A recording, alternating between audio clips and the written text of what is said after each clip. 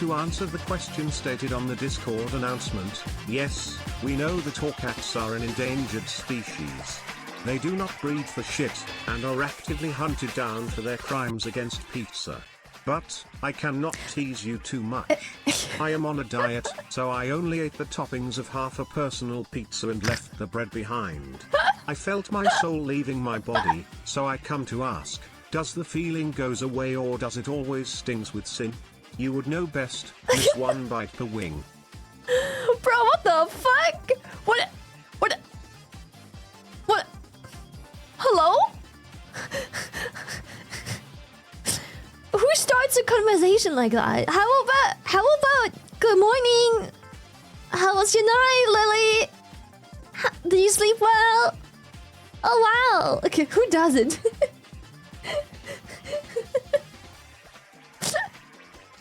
Time to fight back.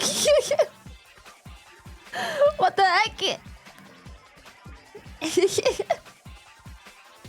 Bro, not even there and I'm already getting burned. What the fuck? I'm not even fucking there yet.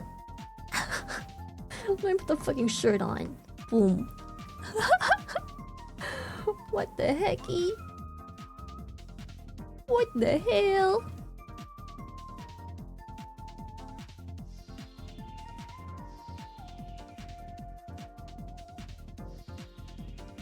What the hell? What the hell? What the hell?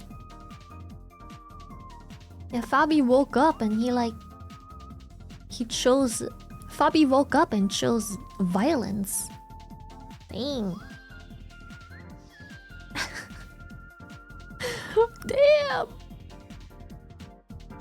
The pizza monster. Pizza monster. Give me a pizza.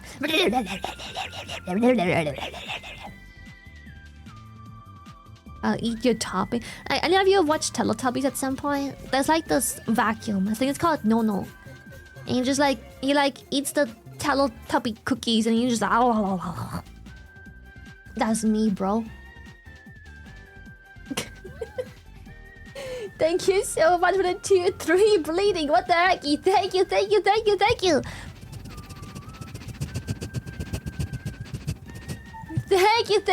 you. Appreciate it. Thank you so much. I'm so happy. Thank you. Love you too. Arian, thank you for the 8 months. Thank you. Hello. That's a 4-year resub. Oh, I didn't even do the math. That's the 4-year resub indeed. Holy shit. I didn't even do the math. That too. 48 months is 4 years. Oh, you poor lost soul. You poor lost soul. God. Let's break the Neurosama hype trade record. Good fucking luck. Good fucking luck. Yeah, chat. I agree. You know what? No, I agree. Chat, no, you know what? I fully agree. Yes. One of my nephews watched the same Teletubbies DVD on repeat for hours on end when he was a toddler. If I have to see one of those Technicolor fucks fill one more bowl of porridge. My mom didn't allow us to watch Teletubbies when I was little because there were a couple kids shows where she was like, no, you ain't watching that, I'm sorry. I think this is actually mental illness for children. She did it. No, there were a lot of kids shows my mom didn't allow us to watch. She was like, that's not a kids show, that's brain rot. This will literally make you fucking stupid. It will scramble your brain. This is literally some fucking brainwash show invented to augment children into stupidity, to make them obedient little stupid sheep or something. She's like, nah, bro. Which is funny because later on Teletubbies got fucking banned because pretty much that.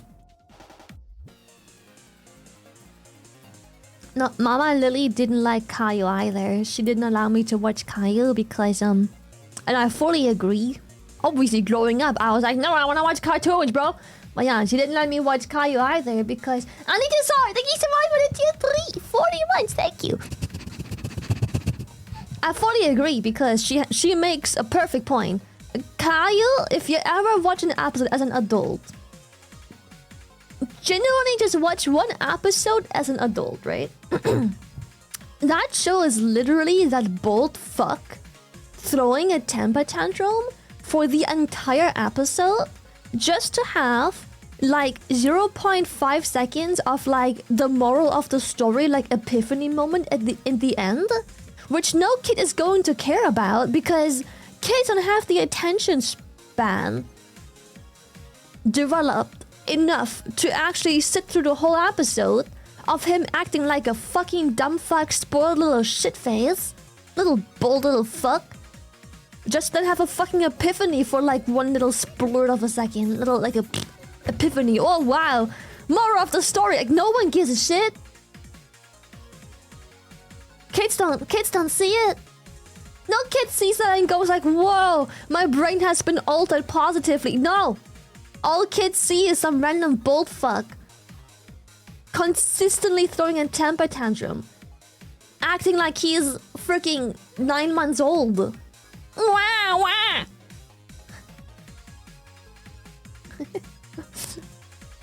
And so, you know, my mom didn't allow me to watch Caillou either because she was like, nah, that is literally just like, that's just raising a brat. Like, watching this TV show is literally just teaching the moral of the story of just be a brat. Why are you hiding? Why not? Why not?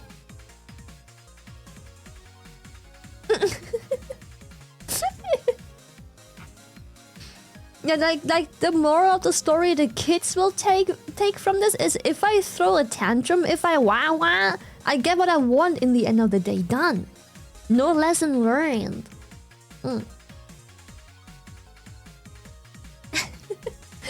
I'm trying to think what other show was banned in my household. I can tell you shows I was able to watch, like, fully, like my mom was fine with it. SpongeBob I was able to watch.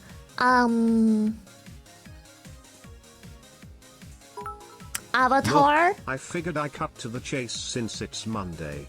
It is nice to see you though, Lily.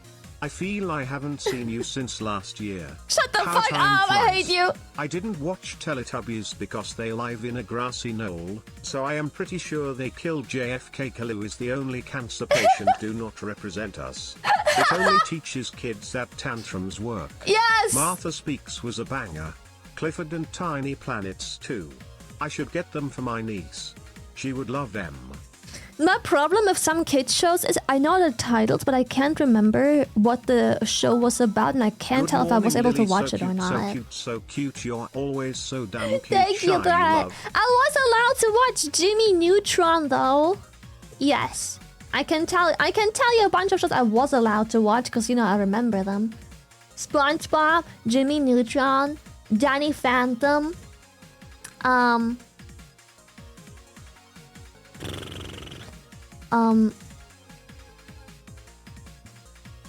What about Barney? I can't tell. Since Fabian is here this time, may I make my Carly Lou jokes now? No? Alright, I guess. Ask him, not me! He's some of cancer, not me, the fuck? Ask him, not me! Let me come out first. Let me come out, Jesus. What's up, chat? Happy almost New Year's. We are only 360 days away. Oh, it's gonna be so soon. Emerging time. Hello. Hi, hi, hi, hi. Hi, hi, hi, hi. Please hang up and try to call again. The Power Rangers? Same. I didn't watch Power Rangers, not because I wasn't allowed to, but I just didn't care for the show. I'm so sorry. I don't think it's a bad show. Probably isn't. I don't fucking know. But I think as a kid, I was probably more into cartoons, not so much into like live action. I think. I don't know why I didn't like it. I didn't vibe with the whole Power Rangers thing. Eh.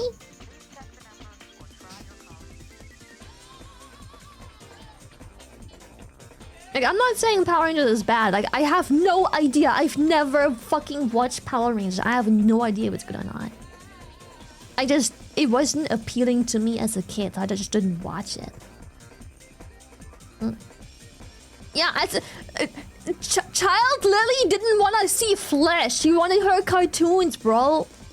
Child Lily didn't care for flesh. It was cartoons.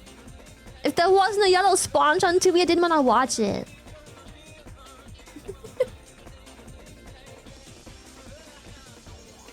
The green one went hard, not gonna lie. I think, sure.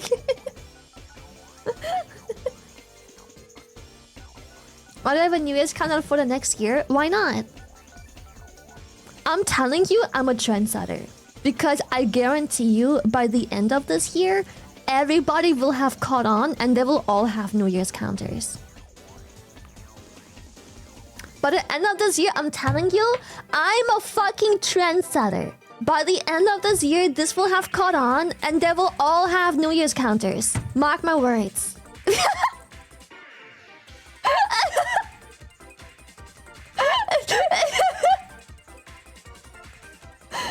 Yeah, like, just wait 360 days. I'm telling you, it will catch on. They will all have fucking New Year's counters on their streams. I'm telling you. I'm telling you, all the streams in 360 days, they'll all have the counters. It will catch on, trust me. Just trust in this, okay? It's a trust the moment kind of thing. I'm telling you. I am changing the world here.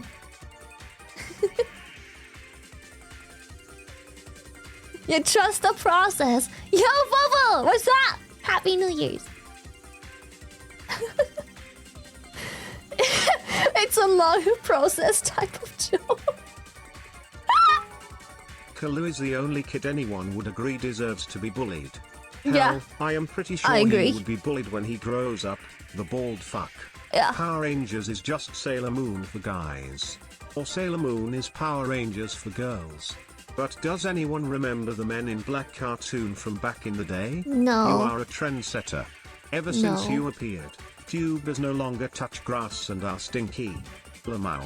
But enough about that. Shrimpies, you are looking hot today. Lily too, I guess. I guess. Bobby said yes, check the tape. Now I can happily say that Carly Lou is a great example of how anyone can be annoying regardless of their health. Hope the kid has a full recovery or whatever. Oh, whatever. I hope it's a full recovery or whatever. Where's it? Thank you for the TF1. Thank you so much. Thank you. Dude, okay. Explain to me how boys didn't like Sailor Moon. I'm sorry, but Sailor Moon is so cracked. She is so cracked. Like, okay. Boys like Dragon Ball or One Piece, right? Sailor Moon is that, but on fucking crack. She would literally disintegrate the entire Dragon Ball cast. She is a literal, like, universal... She's a literal god of the universe and its timelines. She transcends fucking, like, alternate realities. She can literally reatomize out of nothing. When the universe stops and ceases to exist, she is still there. And she will literally just snap a finger and like the timeline just changes. Done. Like if nothing exists, Sailor Moon still exists. Like if there is nothing, if the world is void, she is still there. And she will literally just reatomize the whole fucking existence of whatever she wants. With the power of friendship. How is that not the coolest thing ever?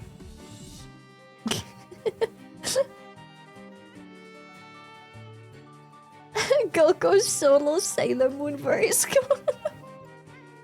Bro, Sailor Moon would fucking solo Goku. Power of friendship. Nuh-uh, Goku's stronger. This is why you shouldn't have used hot take, but yeah, you know, it's not a hot take. I mean, it's literally just facts. Like, Sailor Moon was literally written as like, I don't think you can write a character more powerful like Sailor Moon. How do you write a character that is more... How do you write a character that can power creep Sailor Moon? Doesn't work. They literally just like took the transcends all time and logic and like can re-atomize out of thin air and make it into a character. How?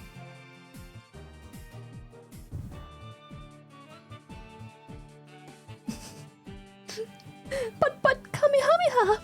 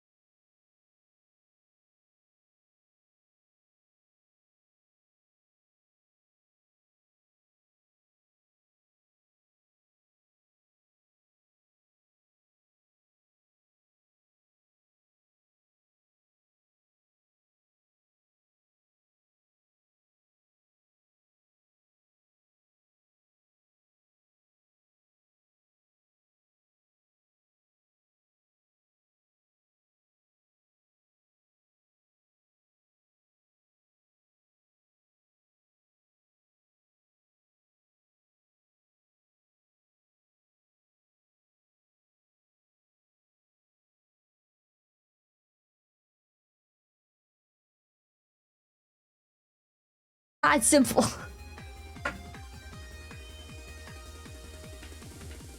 Like every time there's fucking Overwatch this or League that, it's like, I'm actually, according to lore, this is like, stop. Stop. Like, it's art that's clearly in a different setting. Like, it's only weird since you make it weird. Stop.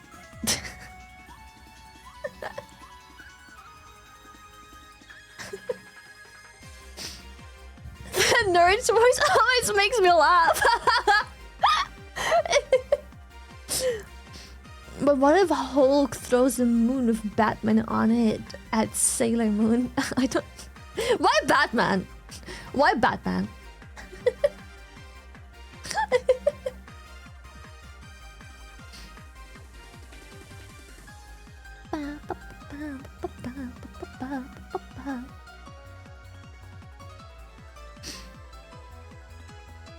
But can Goku beat my porn addiction?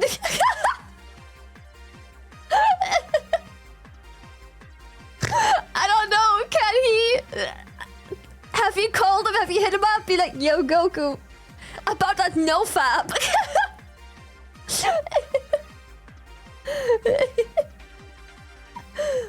Oh god.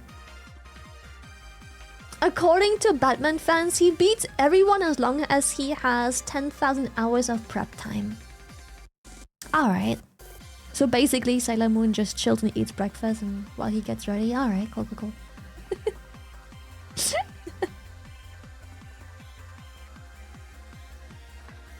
I heard you strong. Damn.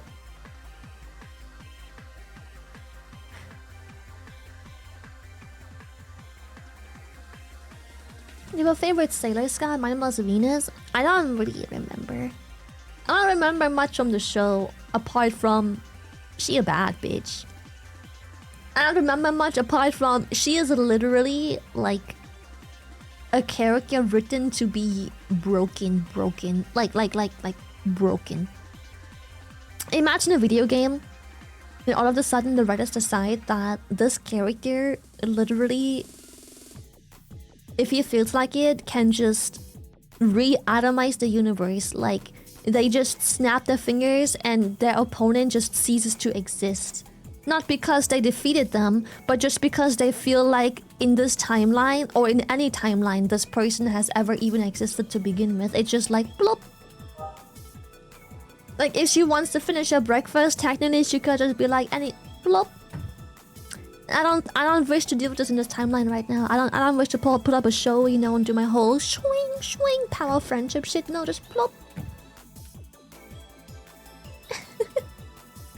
Yeah, I'll just no. You know what? I will just go through infinite timelines, disintegrate them, and re-atomize my entire being in existence and rewrite the universe in whatever I feel like doing today. Plop. Just them.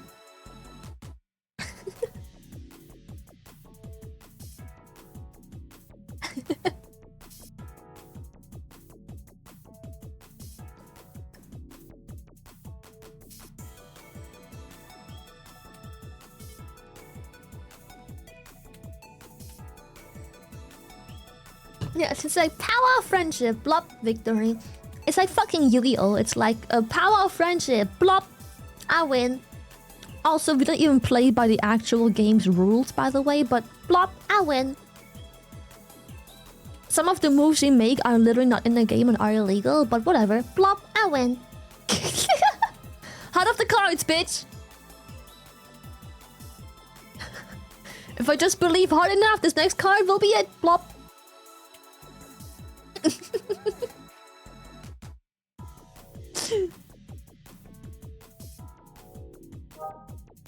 Yeah, he plays a heart of the cards, which is basically just cheating. He just pulls up a card out of his fucking ass or something. It's like, oh, heart of the cards. If I just draw this card, I could turn this battle around. He pulls the card. He's like, yeah, I played this card. Done.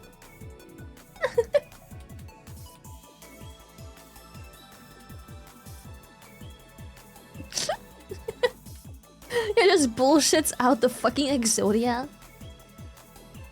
So I could use the strat for poker.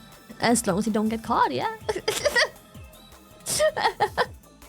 Just don't get caught.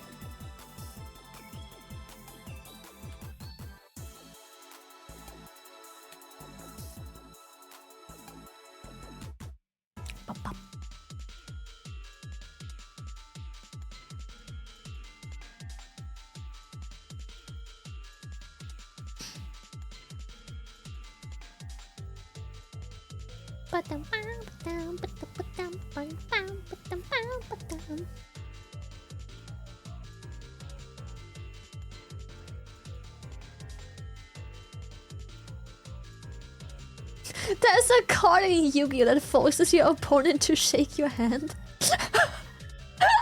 Wait, what? You win! Shakes hand. It's like, oh, thank you. What does this card do? You must shake my hand. You must initiate physical contact with the palm of my hand.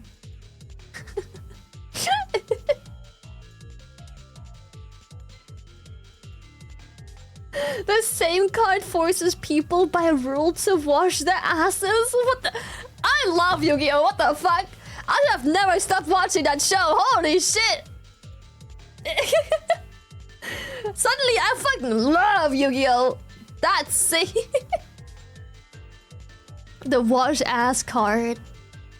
Imagine if a man-child and like he doesn't take hygiene seriously, and it's like, oh, I know the perfect I can fix him moment. You just play Yu-Gi-Oh with him. You force him to like take care of basic like body needs, like washing ass, washing hands. Dude.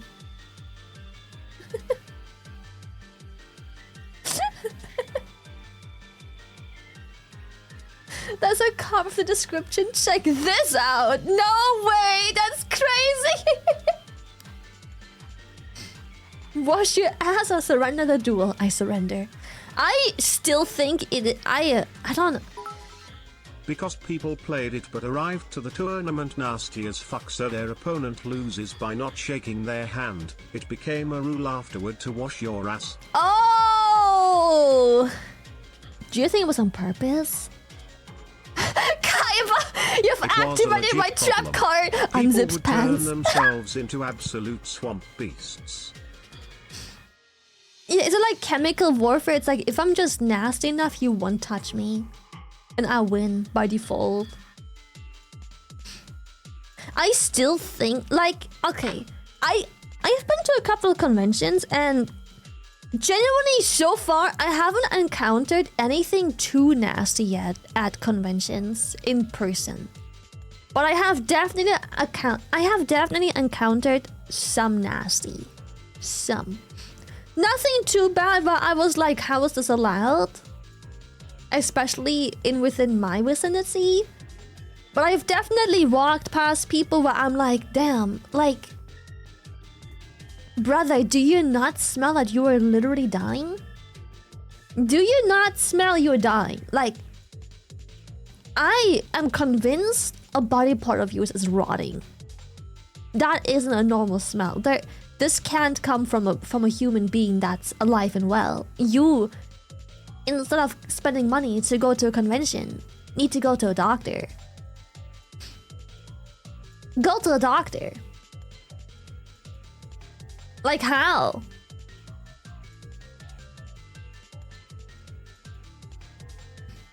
That's what I think. Sometimes I feel like, okay.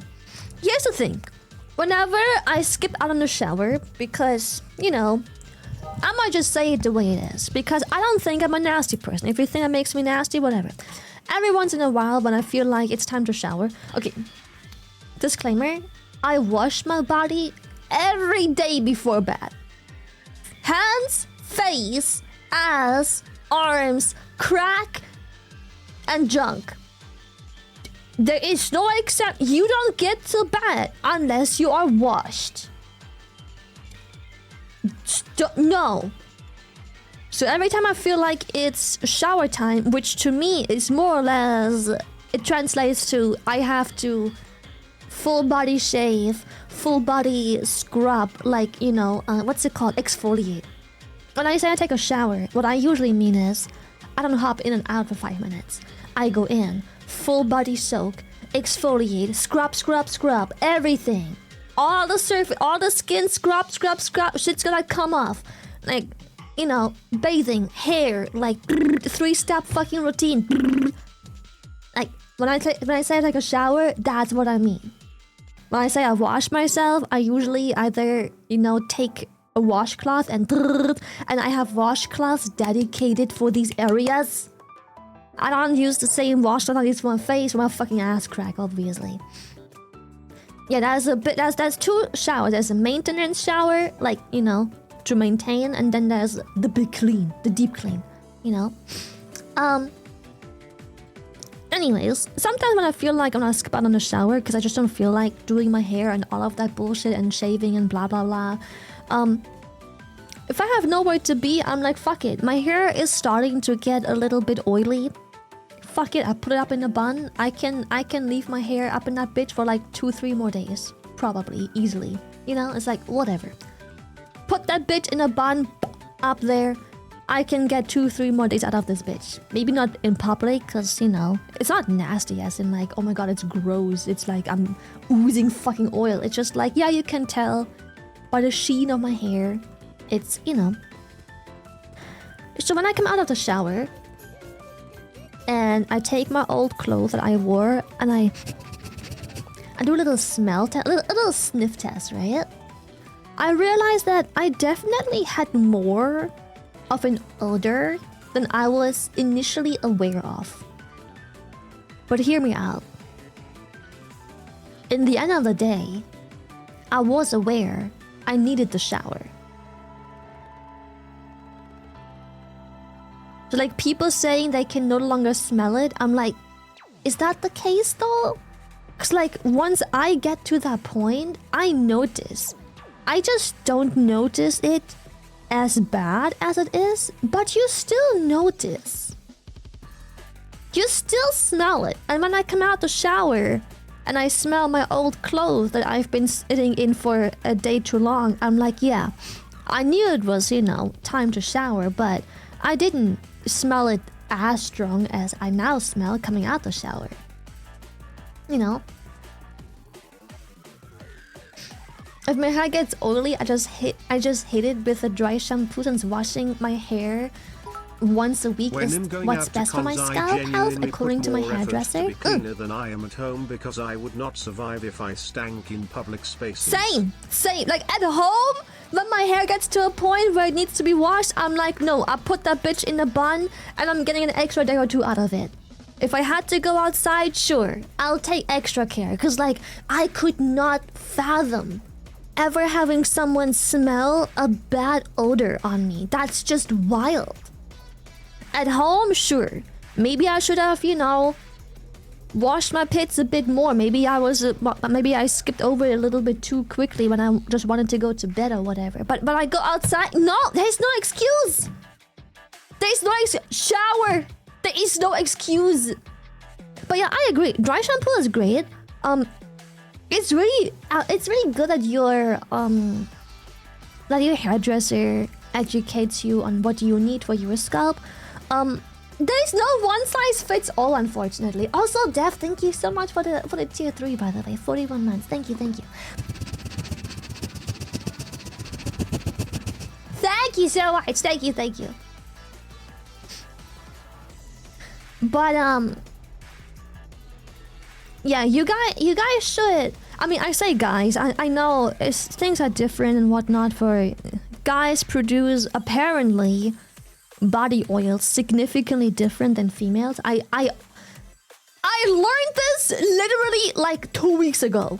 I'm not even kidding. I learned that 2 weeks ago when I came across a random fun fact that explains why men's bed sheets yellow quicker or at all compared to women's bed sheets. Even like, let's just say a man and a woman live together. Let's just say you're married and you both change your bed sheets at the exact same time. There is a possibility that despite you two having the same hygiene, the man's bed sheets will yellow quicker than the woman's.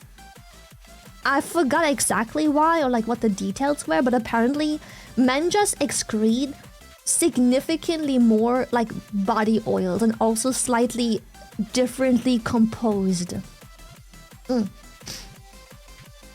Men apparently just have like by default significantly more body oil, like a lot, and it's just like it's apparently due to hormones, also slightly different composition. Like men's body oil that you excrete is different from women's body oil being excreted.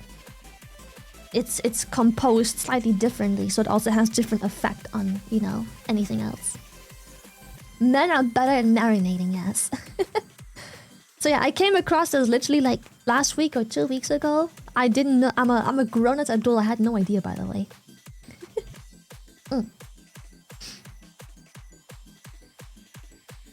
So by default, men be more stanky. That's just unfortunately biology, bro. Science. Don't blame me. By default, men more stanky. and greasier. Don't ask me why. That's just science. Woo!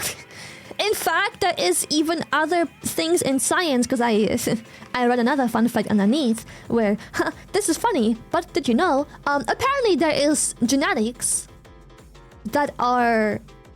It's not race-based, but it's mostly found in certain like ethnicities, mostly like Asian, apparently. But it can't, like, you can be white or whatever other fucking whatever the fuck it is. Whatever color of the rainbow you are, I don't give a shit.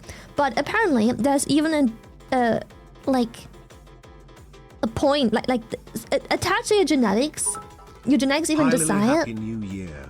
Happy New I have Year's! some updates for you. Do you want them here or I send them to Buska? Send it to Buska. Yes. Apparently, so there is parts in your genetics that literally determine the consistency of your earwax. I never knew this.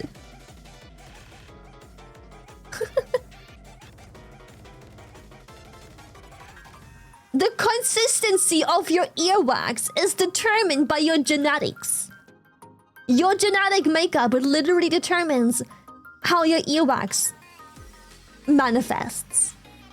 And that's crazy. Like, it's one of those things where, like, it doesn't matter. Like, it isn't a difference between male female. There's just a part of your genetics that determines how your earwax manifests.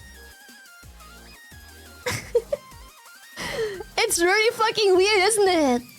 Such a random fucking fact.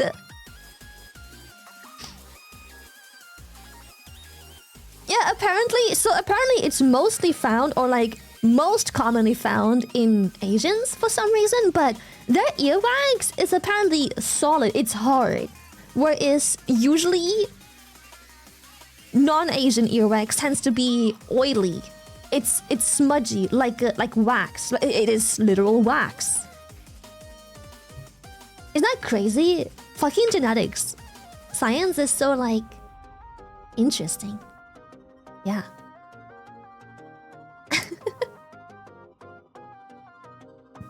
Also, mostly common Asians that turn red from alcohol. Yeah, I forgot why, but yeah. You can apparently even have a part of your genetics that makes it so you can't fully digest alcohol. So a literal sip of alcohol would maybe sort of make you drunk because, like, your body isn't handling it well. Is that why Asians don't have body odor? There was something about that. Like genuinely, how much you have to wash yourself, how thorough you have to be, how often and whatnot. It is very strongly linked to genetics, which is why one person can be like, if you don't shower twice a day, you're fucking gross. But they could potentially, genetically, just be made up in a way where they produce so much body oil so quickly with a certain composition that they technically kind of are gross if they don't shower thoroughly. And then there's others who cannot shower for like a fucking week and like their skin is clean, no clogged pores, barely any fucking body oil. Like it's like they showered just a day ago, even though it's been like a week.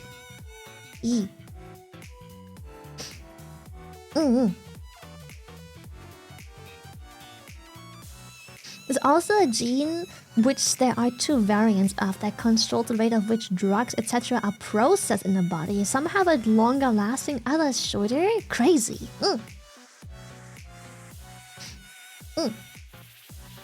Yeah, environment and all of these things also play a big role, obviously. Yeah, environment and such. Like if you live somewhere where, let's just say, you are sweating your balls off, it's hot, humid, sticky, and murky, you're probably gonna develop fungus and all kinds of issues. And food as well, diet.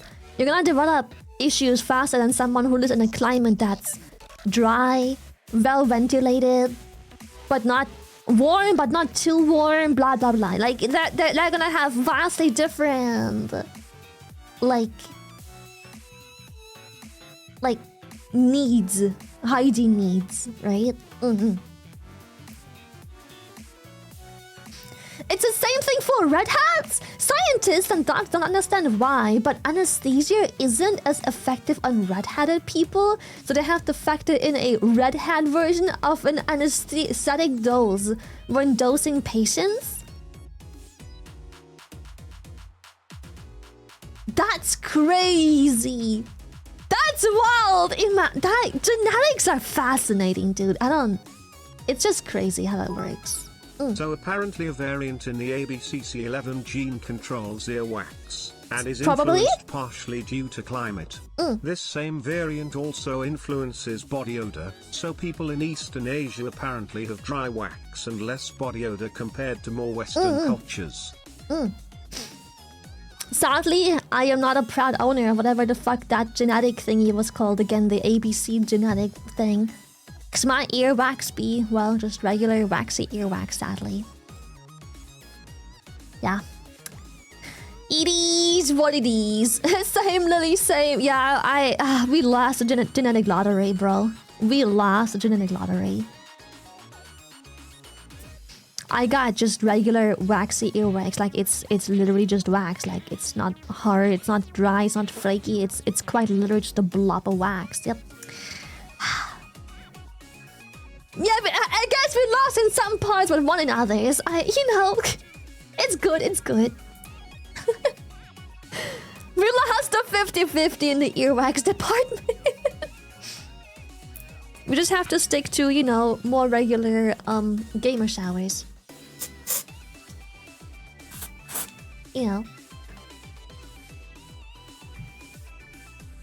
Also, to people who genuinely struggle with body odor due to sweating, I always give these two advices.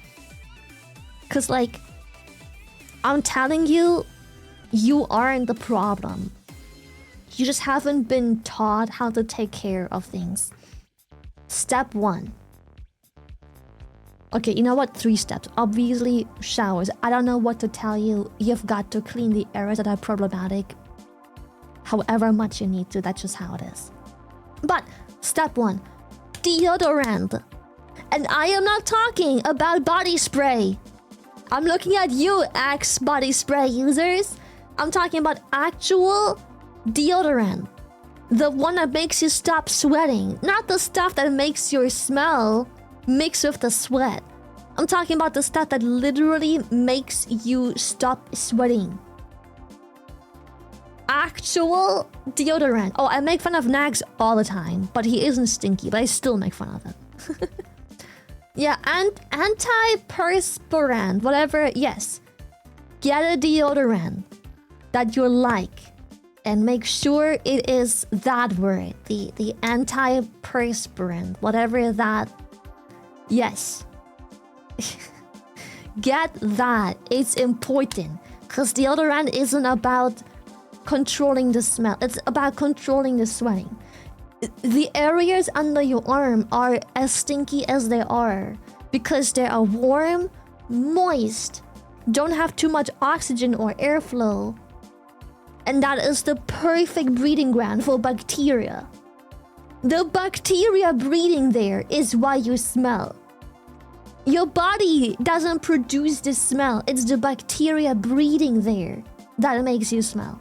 So if you control the moisture levels of the underarms with a deodorant that is antiperspirant, I think it's pronounced,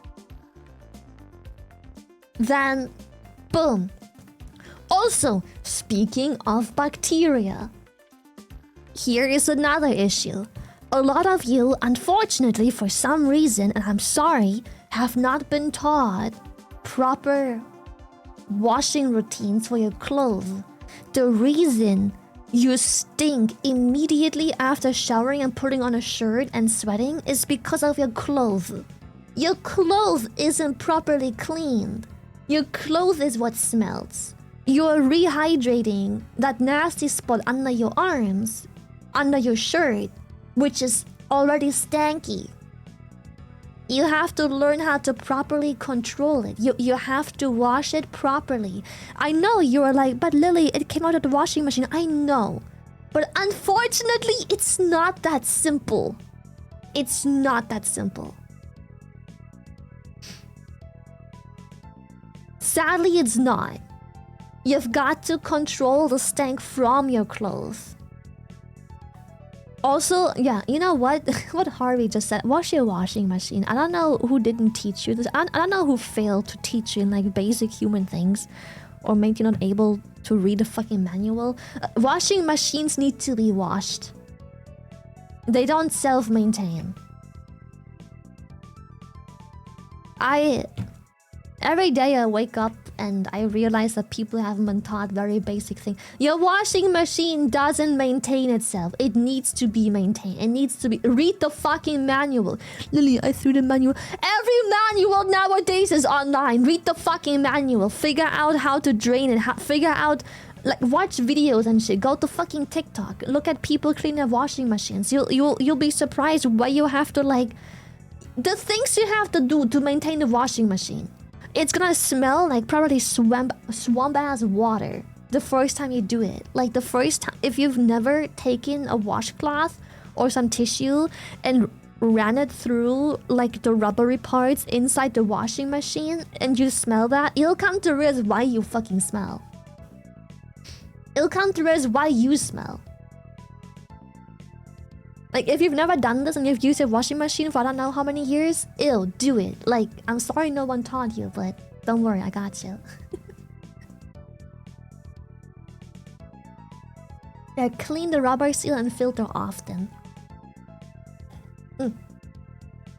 Another tip, this goes for many household things, by the way. Washing machines, fridges, dishwashers, blah, blah, blah. How do I say this? Get whatever size you are going to use more regularly. Your washing machine will break down quicker if you buy a really big washing machine that has a really, really large minimum load. Because if you then only wash it every once in a whatever the fuck, you use it only every once in whatever the fuck, it will break down quicker. It's designed to, you know, work. And if you don't, like, if you take the clothes out and then you leave your washing machine alone and unattended and just to dry out, and like, you know, there's all kinds of issues that happens when the washing machine, when the system fills up and then slowly evaporates and dries out, there is issues that come with it. It needs a more consistent flow of like water and usage and whatnot. Yeah, second tip, honestly what Bear said, don't overload your washing machine. It needs room to wrap the clothes against each other. With that being said, don't underload it either. Don't overload, don't underload. You need friction to wash anything you load into the washing machine. Which doesn't work if it's too little or too much.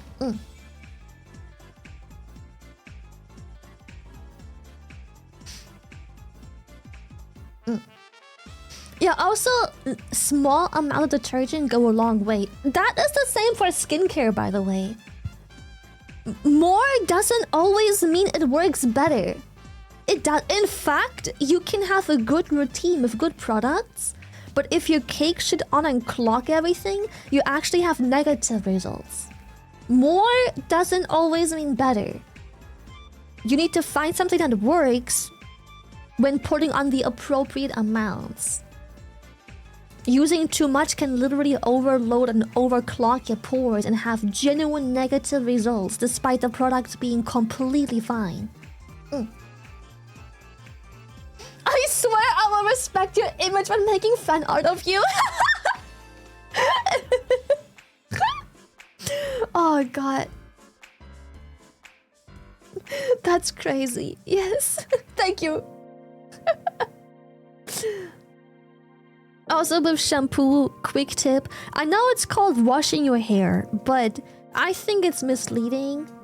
I'm not sure who needs to hear this, but apparently a lot of people do. You don't wash your hair, you wash your scalp.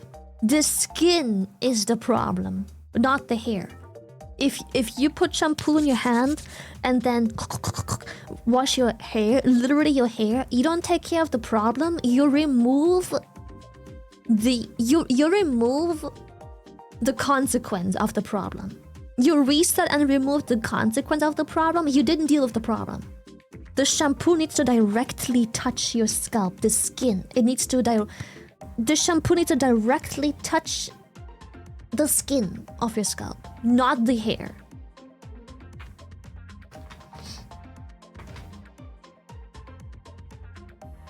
Oh.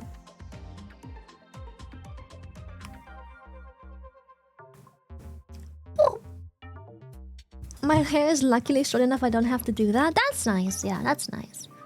I think it's mostly more so helpful for people with very densely packed hair or longer hair, because it is very easy to just wash the hair itself.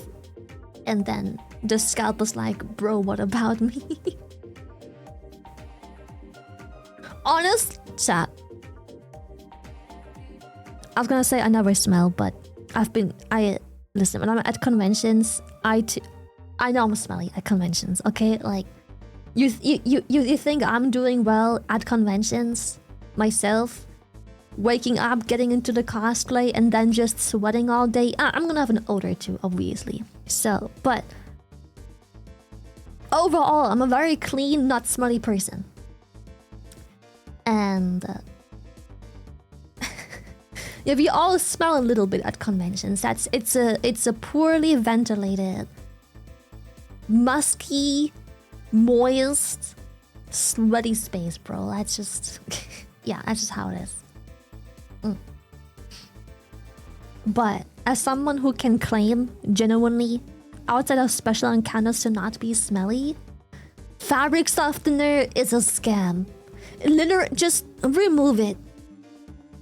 Just throw it away. Like, I am so that serious. Fabric softener, if you use it for your clothes and towels and shit, just throw it away. Literally, just throw it out. It is literally a scam. Just throw it out. It's genuinely a scam. Not only does it fuck with your clothes, it is so bad for the washing machine as well. The maintenance. It's literally a scam. I am so that ass. Do not.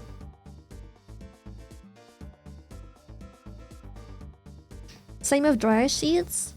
I've never used them, but I've heard that they're scams. I've never seen the appeal of it. I don't fucking know, but yeah. The world's best smelling YouTuber. Whenever people compliment my smell, I just want you to know, this is the perfume I'm currently using.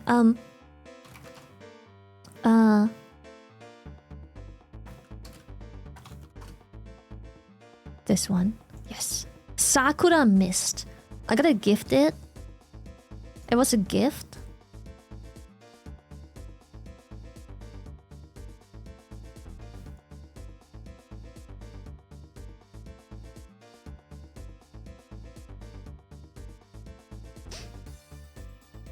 This is the perfume I use because I get a lot, and I mean, like, I get a lot of compliments about Lily, you smell great. This is the perfume I use. Disclaimer, the smell doesn't last all day. It doesn't last all day. Link, I can, hold up, I can, yes, was it Control-Shift-T and just close the link, yeah. Pop, pop, pop. Holy, that link is big, my bad. This is the perfume I use. I get a lot of compliments all the fucking time. I keep telling people this is the perfume I use. I got it as a gift. I love it. It's great. It's fucking fantastic. It smells so good. And this is the body lotion I use. Oh, it's not on here. Never mind. It looks similar to this body scrub, the body lotion I use. And here I thought that you are using Oda Orca or something similar, but no joke, the whole Rituals line is amazing. Womp womp. Yes, I use this whole line for the most part. Granted, I think my skin doesn't quite like this line as much as I want my skin to like this line. How do I put this nicely? Yeah, I feel like somehow my skin, like the areas that I struggle with, like my upper back area, like the shoulder area and stuff, I get very, very, very tiny minimal breakouts. I think my skin reacts partially to it, but the smell and moisture is worth it. Because like my skin calms down after a day or two. It's like, okay, like I'm cool again. Alright, cool. Alright, you know what? I seem to have overreacted. But it could also just be me showering too hot. Who knows? It could also be me showering too hot or me exfoliating a little bit too strongly. That's also possible. No, I use body scrubs. Or rather, well, I actually don't use a body scrub. The way I exfoliate my skin is by good old physical rubbing. I have a bar of soap that I really like. It's literally a super cheap, random fucking no-name bar of soap. I don't know, it just works. And I put it into like a little net. It's hard to explain. I put the bar of soap in a net of sorts. And with that net, I rub my body in the shower. I tend to do my hair first. I do my hair first, usually. Because I want my skin to soak up the water in the meantime, you know, like soften up any of the excess skin, any of the loose skin. And then I put the bar of soap in the net. And yeah, it's sort of like a loofah, but with extra steps basically. I don't use loofahs at all, but like it is more or less a loofah. Imagine just like a washcloth wrapped around a bar of soap. That's kind of the concept of that, right? And then I use that bar of soap in the net that has like a little bit of texture, and I rub my body. Yes. And I know I've done a good job when after the shower, when I towel dry myself, my skin doesn't flake off. And I know I've done a bad job if after coming out of the shower, when I scrub myself dry, my skin starts like pilling. It's like when I see like parts of my skin like peel off, like flake out, that's when I know I didn't scrub good enough. That's when I know I did a bad job. I should have scrubbed more. And yeah, that's how I gauge if I scrubbed enough or didn't do enough. And then next time I shower, I just have to, you know, watch those areas. So it was the other way around? No, sadly not.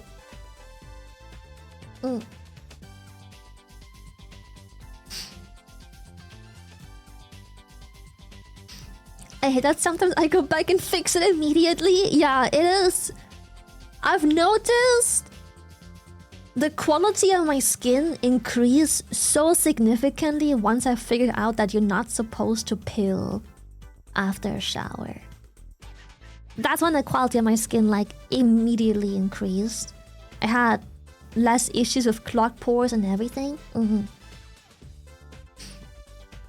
I don't use a lot of soap for my hair, no. People keep misjudging this, but I use the exact same amount of shampoo that everyone else uses because, again, when you wash your hair, you don't wash the hair, you wash the scalp. And all our scalps are more or less the same size. It's more or less the same surface area, more or less. Give or take a little bit. Might need a little bit more, might need an extra squeeze because, you know, I have pretty dense hair.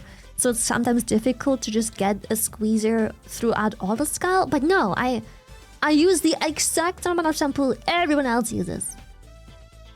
Conditioner, on the other hand, is a different story. Because, you know, if you have marginally longer hair and thicker than most, you know, you only get so far with a fucking pea-sized amount. What fucking pea size? Bro, give me like 2 fists full. But, you know.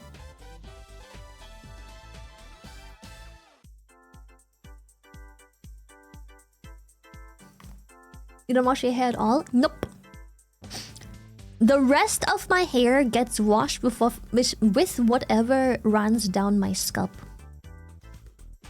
I just run my fingers through my hair as I'm washing off the shampoo from my scalp, and that gets everything.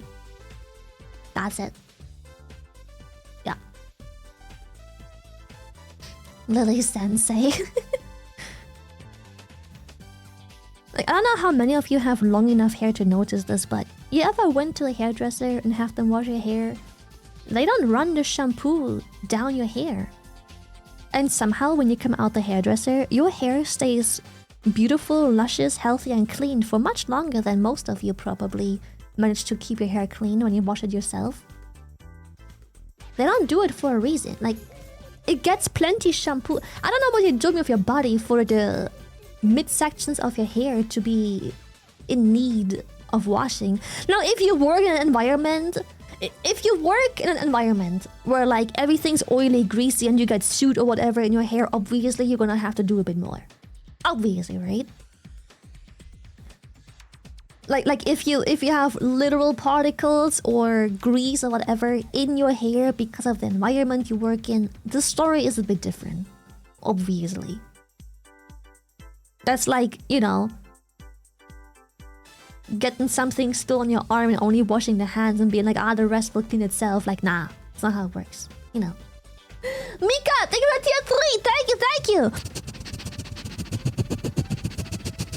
Thank you so much! Thank you! Thank you!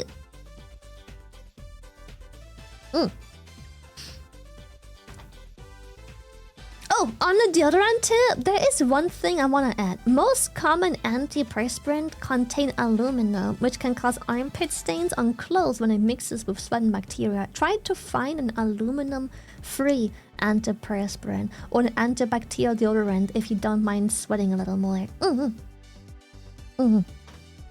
I don't struggle with that, luckily, but then again, mine may not have aluminum to begin with. Do you have aluminum?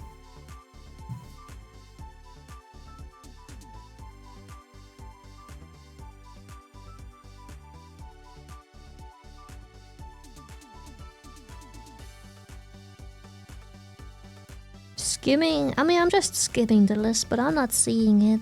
But that is a big... Oh, it does have... Oh, wait. Is it the same? It has aluminum... Oh god, here it goes. It has aluminum sesquichlorohydrate. What the fuck is that? Is it the same as just aluminum? It has that, but I luckily don't struggle with that. So, yay.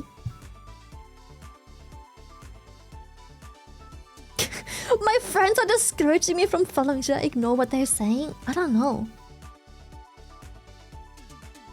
Why is it their business what you do? I don't know what to tell you, brother. Feels kind of weird your friends get into your hobbies. Like, do you dictate what YouTube videos they watch? Do you dictate the TV shows they watch? Do you dictate the Netflix watch list? Like, somehow it's cool when people do that when people watch a stream, but like... Like, I don't know why it's so... Why it's a normal and common thing to be like, you're watching that streamer, cringe, but like... No one asks about the Netflix watch history, YouTube watch history, nothing. It's like, so they can do all that, but... What? You be cooking, bro! Jose! It's time to cook! I corrupt them to watch you too!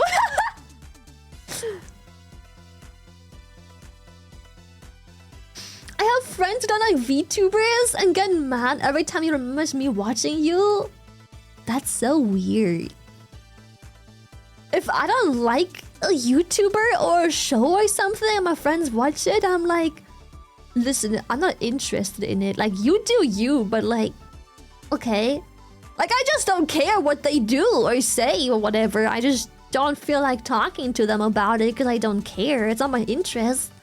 We can talk about something we're both interested in it, but to get mad, like imagine I'll be with friends and then be like, can't be too excited because he watches VTubers.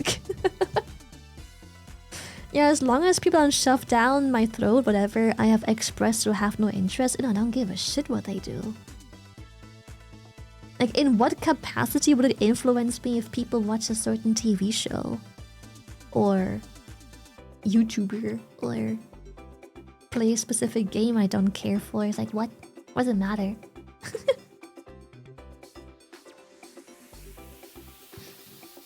How dare you enjoy your time watching something I do not like?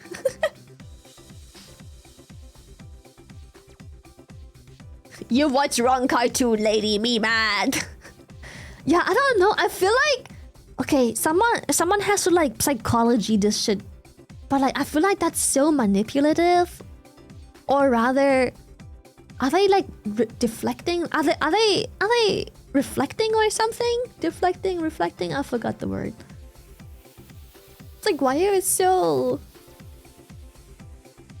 obsessed with the hobby that has projecting? Thank you. Oh, that was the word, projecting. Like, why are you projecting, bro?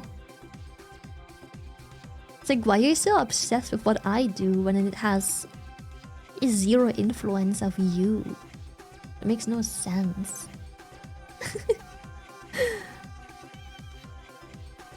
God, I'm so glad I get rid of friends like that. I know it's easy to say. And my advice is always, everyone needs to make their own experience when it comes to emotional intelligence. Emotional intelligence is something that I think is really hard to pass on. Really hard. Emotional intelligence is something that is extremely hard to teach. You just kind of have to experience it. Even when you know better, I feel like you still have to make certain decisions and choices and fuck up and reap the consequences to learn from it. I don't know why that is this way. Or maybe that's just my way of learning on my friend circle. But I do think it maybe helps to know in advance the risks or like steps you can take so you can learn quicker. I'm not saying, listen, what I'm saying isn't leave your friends. They're projecting that weird and manipulative.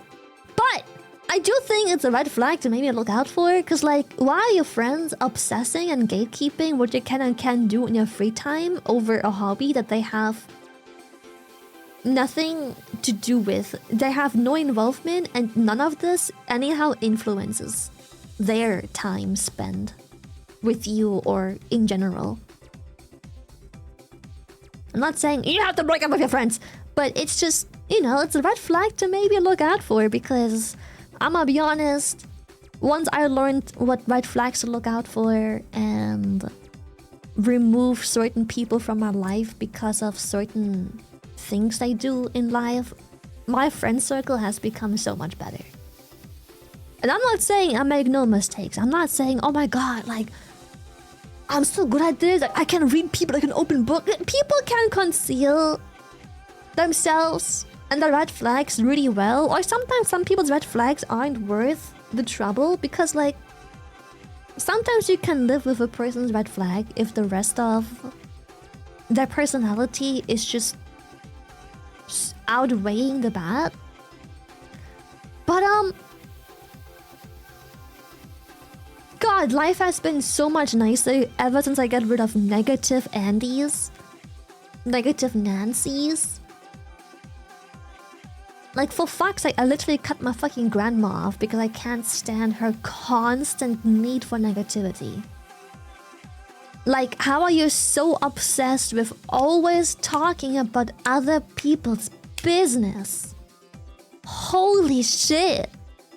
What is your obsession with what other people do or don't do? It's so tiring. Grandma lore? I mean, there is no lore. I knew my grandma had something wrong when I started to develop a frontal lobe and had a good day with my grandma, sitting on a bench. I've told the story before. I'm having a great day with my grandma, sitting on a bench. It has been fantastic. Sitting on a bench, eating ice cream, people watching, and she sees a very young lady with a...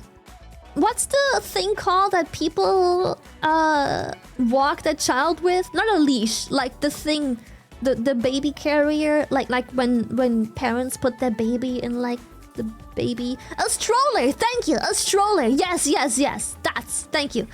So we were sitting on a bench eating ice cream. I remember this so vividly because it's like one of those moments that Remember when you guys were 5 years old and you just realized you have a conscience? Or 4 years old? It's one of those moments where like something in my brain connected. There was a chemical that has been spilled and like it became a part of my personality, right?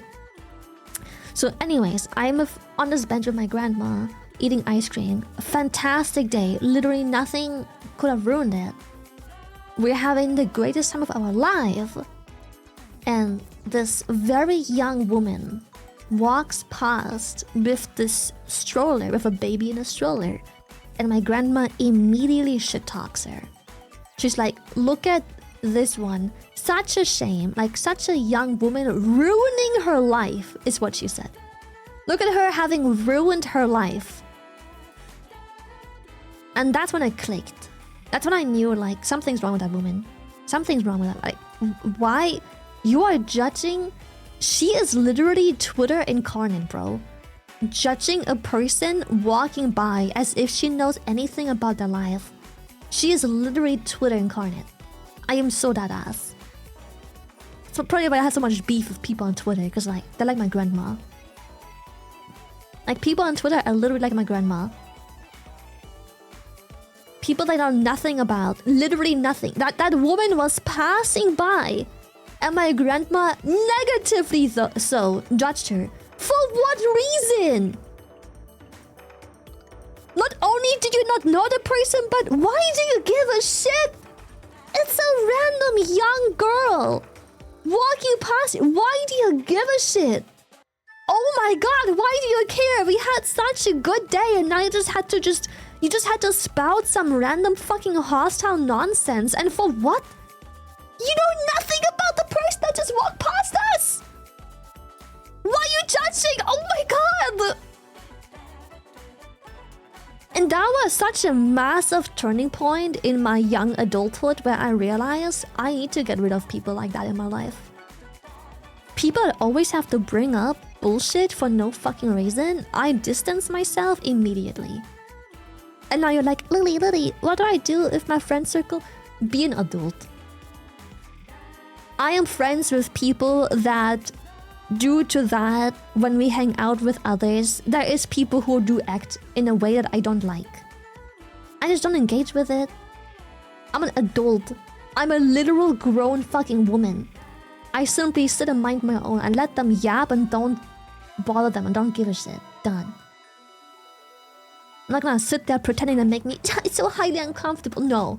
I'm a fucking grown... Okay, I'm an old-ass adult, okay? I can be at a dinner table with people who are acting like fucking temper-throwing peak in high school drama Andes and just have a good time regardless. I don't need to. You know? Just let them have their fun, like whatever. I don't have to engage with them directly. Who gives a shit? Just be an adult.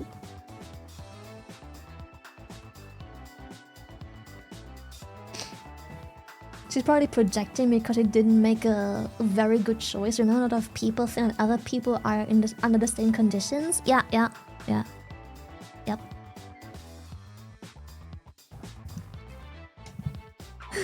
Yeah, that's when I realized the type of people I need to have around me. And the thing is, I'm not saying I know people... Oh, it's so hard to argue with people who have no emotional intelligence. I'm not saying people can't complain. I'm not saying you can't vent. I'm not saying my friends can't complain, can't vent, or whatever the fuck else. It's about having to ruin a good moment for absolutely no reason, but just bringing up other people's business you know nothing about for no time, for no reason. Why? Why? If they have a problem they want to talk about, obviously they can. But why bring up a random person's issues that have nothing to do with you for no reason? You just want to talk shit about someone who can't defend themselves. That's it. Like, where I'm from, you talk shit to the person's fucking face. You don't talk shit behind someone's back who doesn't know you talk shit about them. It's not how it works. You don't do that. You don't just randomly make shit up behind people's back. No. If a problem with someone, you talk shit to their face. Done. 100% German. It's how you do it in Germany. You have a problem with someone, you say it to their face. Whether people are around or not, no one gives a shit. You have a problem, you say it. German mindset. Someone pisses you off, you're like, brother, like, enough is enough. As Germans like to say. Enough's enough, bro. Like, relax. That fucking unhealthy obsession with other people's lives and business and what they do or don't do. Always having to self-insert themselves into some other people's lives that they have no understanding of. Oh, it pisses me off. I can't stand people like that. Anyways, moral of the story is, find out who you want to be with. If those are the people you want to be with, go ahead. Ja, jetzt reicht's aber. Enough is enough. Genug's genug. Ja, geht's noch? Hallo? Like, Germans are very direct when it comes to that shit. Like, when someone does that, it's just like, hello? Geht's noch? Done. Like, that's the end of the conversation. It's like, you made your point clear. That person is going too far. It's like, bro, stop fucking yapping about other people's bullshit. Like, fucking, if you're so obsessed with her, fucking go kiss her or some shit. I don't know. Hast einen Arsch offen? Sugar, I think about 5 gifted, and Milady have 2. Both of you. What the heck? Gens, I have the ability to turn everything in a joke, and the moment peak again. It's normal to me for like 21 years alongside my mom. Being a 21 years old man is something interesting. Definitely. Thank you so much for the 5 gifted each again. That was so back to back. You shared the brain cell, bro.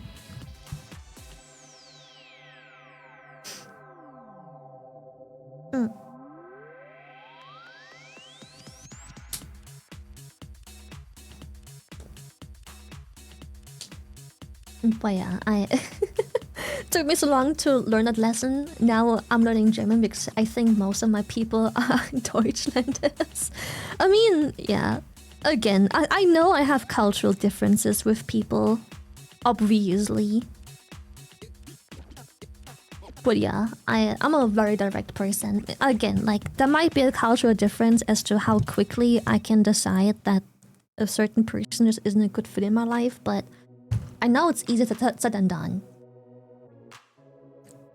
But like, you can tell people to mind their own fucking business. Even in the English language, there is ways to do that.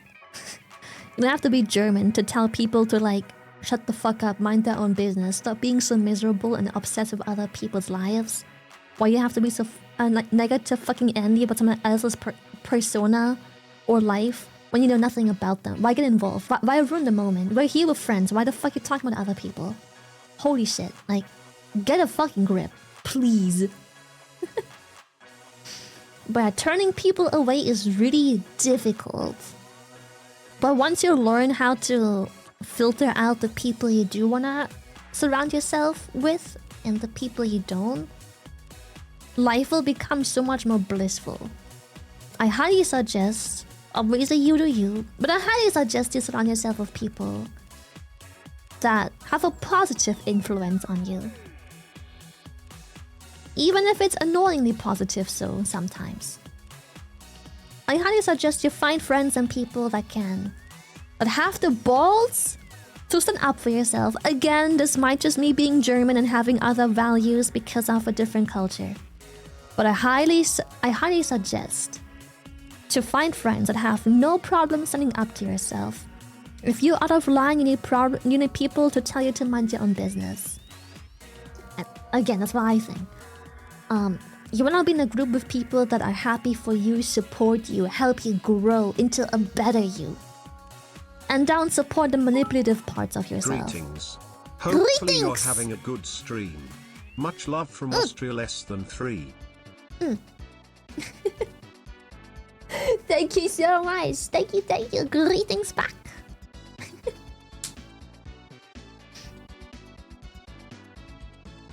And understand because in Mexico we have the same old school mentality. Not all of us. Oh, same with Germany. Like, not all of Germans think this way. Not all Germans are direct and tell someone to like mind their own business or like... I still think it's really weird to translate German sayings like directly, word for word into English because, yeah.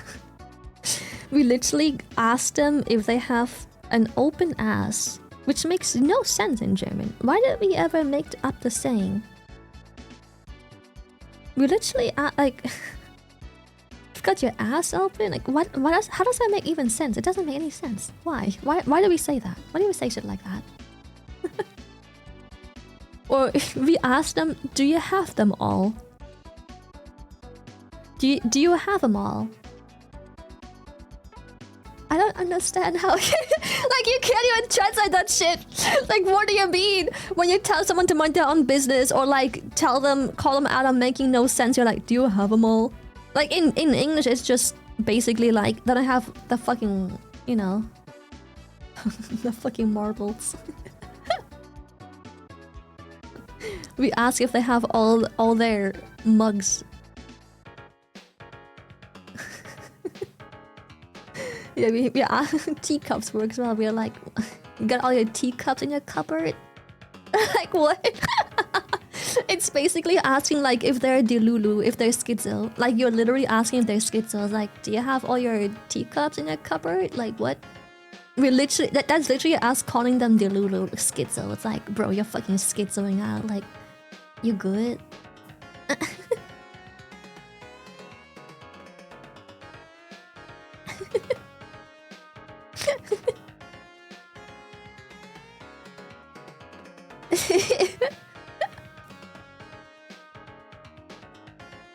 Not gonna lie, if someone only has like 3 cups or something, they must have something wrong. No, agreed.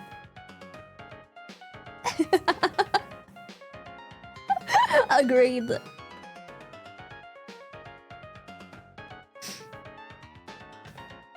Yeah, a few crayons missing from the box. Is it a diss you yell or speak? You speak it. It's... I mean... for German culture, it's a nice way of setting the boundary of like... When you're German and you say this to another German as they're talking, you say it in a talking voice usually as well. And it is quite literally your way of putting them in place. Of showing them that this conversation is going in a direction that just makes them look crazy. You are questioning their sanity, basically. You're like, bro, you alright? Like, are you slow? Like, are you schizo? You cool? You listening to voices right now? What's going on? Like, you okay? You've got some issues there, buddy? Projecting much? I usually ask if they are a few fries short of a happy meal when they seem crazy. That's so fucking funny! So this is basically... At that part of the conversation, you're basically asking if they're alright in the head, because like that conversation makes no sense or is going in a direction that's just unpleasant and they're spiraling for no fucking reason. That's usually more so the setting that you use this for. When you call them out and you're like, you're fucking dumb, basically. Yes. Yeah, the conversation goes in a way that you don't want, because Germans, much like some other European cultures, are extremely direct. When the conversation goes places you don't want because it's just dumb, this is like the first check mark of like, chill out. Yes. Yeah, you're not quite sealed anymore. German is so funny. Like, you literally, in German, tell people when the conversation takes a turn for the worse because they're being a dumbass schizo. You quite literally just do it directly to their face, which is why this whole talking behind people's back culture is like a little bit of a culture shock to me. I'm not saying Germans don't talk shit behind people's back, they do. But we do a lot, and I mean a lot, of telling people to their face what's up. Right away. It doesn't even escalate. Like, people in Germany, like, it's in a casual conversation where you're like, back off, you know?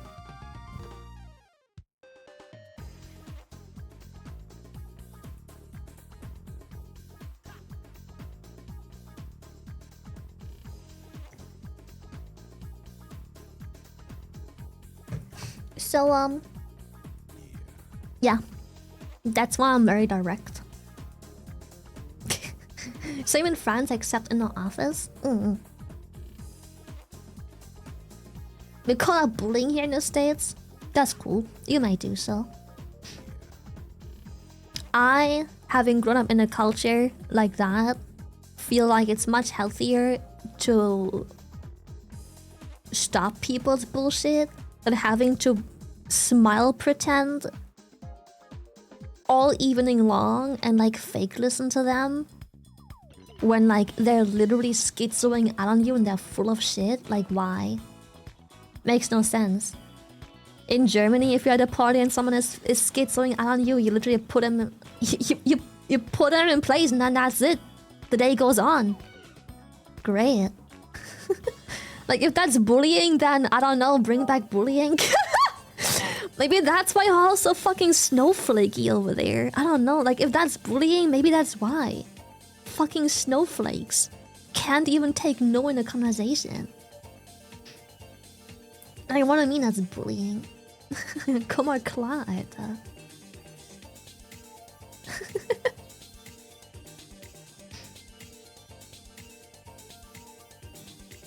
The fun part is you confront a person about they're crazy and they take offense like you did something terrible. Well, I don't think that's commonly so in Germany, actually. When you ask someone why the fuck they're schizoing out, they're like, well, and then the conversation, if well received, it just stops. And if not, you turn the fuck around and topic change. You talk to someone else. You're done. Or you slam your knees or your upper thigh like, so... Well, you hit them with the... Anyways, it's getting late. How about you leave through the door you came from? Die. Like, you just hard change topic if they don't wanna accept that they're being schizos. Yeah, it's the... Well, I tried.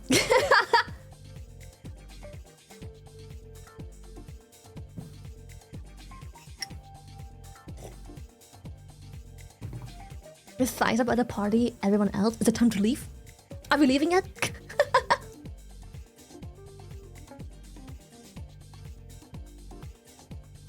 You better show hole this year!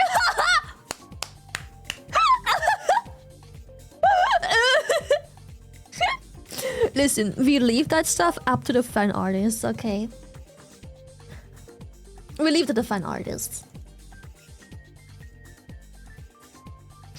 It's a pity for them because it means that they will get excluded from sorry, I can't fucking read. It's a pity for them because it means that these people will get excluded to things because they can't face reality. Yes.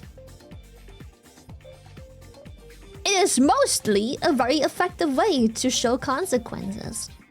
You don't want to be pleasant?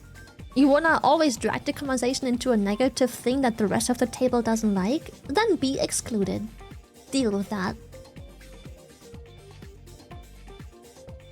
Then don't be part of it. Have fun sitting around for the rest of the party for hours and hours and like drink all alone.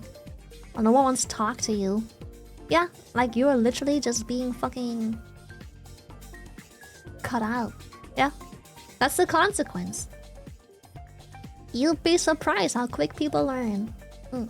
Yeah, it's like they're giving a reality check. They either fix themselves up or they spend the night alone. Who gives a shit? They decide. It's not like other people decide for them. It was their decision. They could have been like, you know what? Yeah, I don't... Why did I even think about that? Anyways, yeah. How's better? And then, you know, move on. Like I said, in Germany, when you're out of the part of the conversation where people use these sayings, it isn't hostile just yet. It is literally the first checkpoint of watch your tone, watch out. Like, this is an unpleasant behavior around here. This isn't where things are supposed to go. This is literally the first checkpoint. Like, nothing is hostile yet. It becomes hostile if they don't respect the boundary that has just been set to their face. Directly.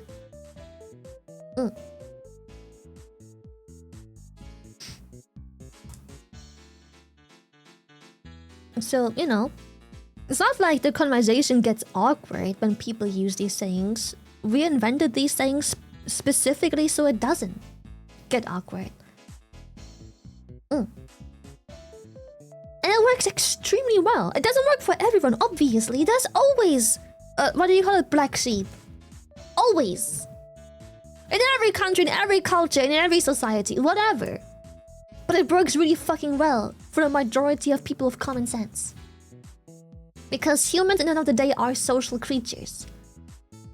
You might not mind being excluded once or twice, but if you're constantly being excluded because of the way you act, you will very quickly figure out how you have to act.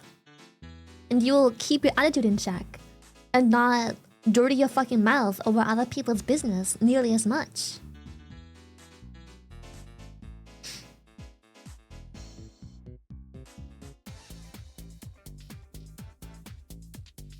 Bum, bum. Bum, bum.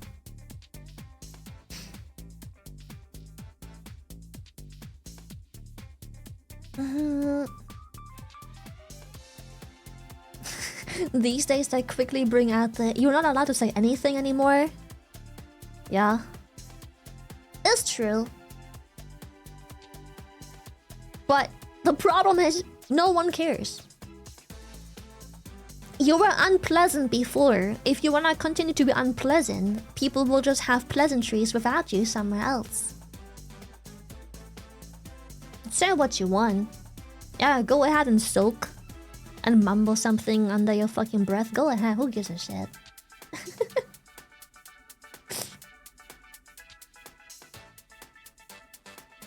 Yeah, that's just, you know, say what you want, no one cares. Unless you fix your attitude, we done here.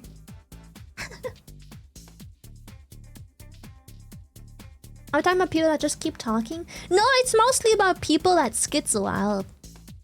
Everyone knows people around. Like, we were just talking about how, like, me as a German, we deal with people that schizo out for no reason in German culture. It's because we talked about friendships and friend circles and the people you should surround yourself with. And how, because of the way I was raised, I'm a very direct person. I will literally just tell my friends, like, alright, enough's enough. Like, okay, you don't need to obsess over this person for no fucking reason. They don't even know you exist. Like, chill.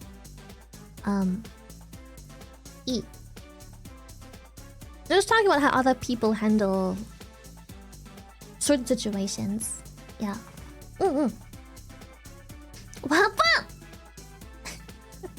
Some people get so shocked if they aren't used to being direct, but it will always help them in the long run. Yeah. Here's a mistake I used to make when... here's a mistake I used to make many years ago, like probably 5+ years ago, 6+ years ago. I tried to not make people uncomfortable. I knew that me being German, obviously, to a degree you are aware of your cultural differences, and to a degree you're not. But the degree that you're aware of, you try to, you know, hold back. You pull your punches. I knew that as a German, I was aware of Germans are direct, extremely direct. I learned it really quickly when making friends that Germans are direct. They say what's on their mind, they put you in place, they call out when you're schizoing, blah blah blah blah blah. I very early on pulled my punches because other cultures don't seem to be nearly as direct. But over time, growing wiser and learning more about what I want from life, I realized I don't want to do that. And here's why. And it's a selfish reason, but hear me out. The reason I don't want to do that is because I don't want to surround myself with people who like a version of me that is only part of what I am. Yes, me being German and being very direct is gonna take some people off. They can't take it. I get that. I am too direct to some people. But then I much rather we both know that we don't appreciate that about each other and we just aren't friends. Because it's much easier to have friends that can deal with how you are and appreciate that or are able to handle it than having to be around friends where every time you try to make things work, you have to constantly like reroute and like re-navigate how you handle a situation because you're afraid to be direct. You're afraid to be yourself, essentially. So yes, my directness is obviously not appreciated in certain situations with certain people or friendships or chatters or whatever. But I'd much rather have people around in my life that take that at face value and enjoy that and appreciate that and can live with that and understand it, rather than having a whole bunch of friends or chatters who don't, and then when I run into the situation where I do want to put people in place, I have to re-navigate the situation and rethink and rewire myself into figuring this out without being myself. Doesn't work. Well, it does, but it's complicated. Why make it so difficult when you have the choice to be yourself and have people still surround you and now appreciate you for who you are, even if they think you're maybe too direct due to your cultural issues? They accept it, can deal with it, and they're happy with it. They don't. It's not a negative from them, you know, on their side. It just gets exhausting. So I think like 5-6 or so years back, when I was aware of my cultural difference and how direct Germans are, I pulled my punches. I tried to be less direct and be more immersive into other people's culture. But I quickly found out that the friend circle I gather with that is not the kind of people I surround myself with at all.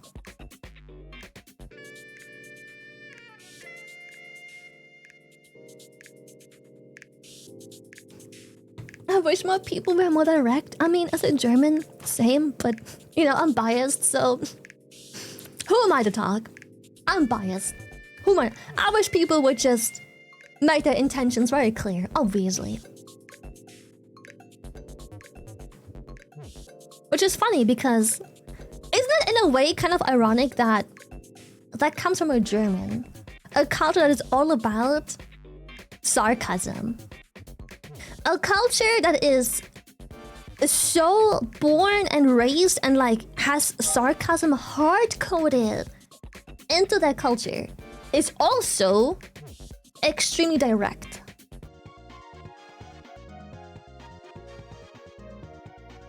It's a weird combination, no? If you think about it, maybe it's just me. Like, a culture so sarcastic and so, like, built on sarcasm is so extremely direct as well. I hate people not being direct. Oh, that's like one of the few things that pisses me off in America. Again, a cultural issue. I don't think people are worse because of that, but oh god. All that fake bullshit, fake behavior, fake smile, fake face, fake acting, fake everything. Oh my god, like, you can't be this happy checking me into my hotel. Oh my, stop. You don't care, so don't ask me. Fuck, like, please. The fucking velvet gloves. It's like I'm going to the country with theater kids. You cannot be this happy checking me in and being so interested in my every detail. It's so fake. Stop. It pisses me off. I think so too. The sarcasm wouldn't hit the same if you wouldn't. From me and lied. I have an appreciation for people who are direct and honest with me. Same. They've helped me genuinely Same. grow so much as a person. I strongly dislike liars and cheaters. That's just a personal value. It doesn't have to do anything with being German, I don't think. I just strongly dislike liars and cheaters. And I'm not saying you can't lie ever. There's white lies. I understand that white lies exist for a reason. But I'm saying like lying, as in literally making shit up or twisting things or manipulating and, you know, actual lies. Sometimes white lies are the best solution.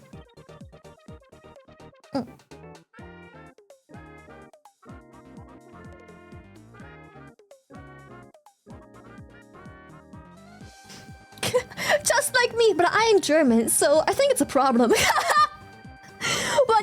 when you wanna act German, but you aren't German, so it's like, how do I justify the way I act if I can't blame my heritage? Fuck. I like directness. Again, like if a directness doesn't always make people happy, but in my experience, a lot of the times I was direct with someone and then they were upset at, you know, being the person to receive the directness. They very often come around. It's like being a kid and being scolded for something you should be scolded for, but in the moment you're like, I hate my mom, I hate your mother. But then like a day or two later you're like, man, fuck that woman, but she's right. Oh, I hate that. Fucking fuck that woman. She has a point. Fucking shit. Fuck. I wanna admit it, but I'm gonna just be nice again. I just pretend. I'm just gonna be nice again. Fuck it.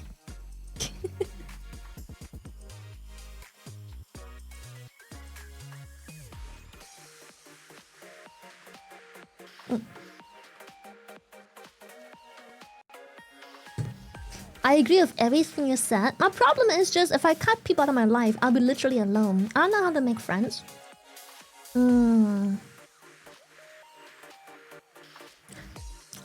I'm not sure if I can help. Because I understand. I understand what you're saying.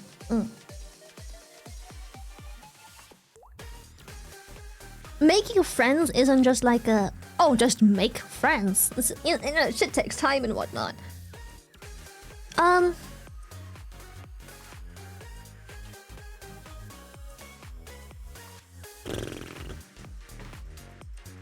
Fight falls in being alone. Yeah.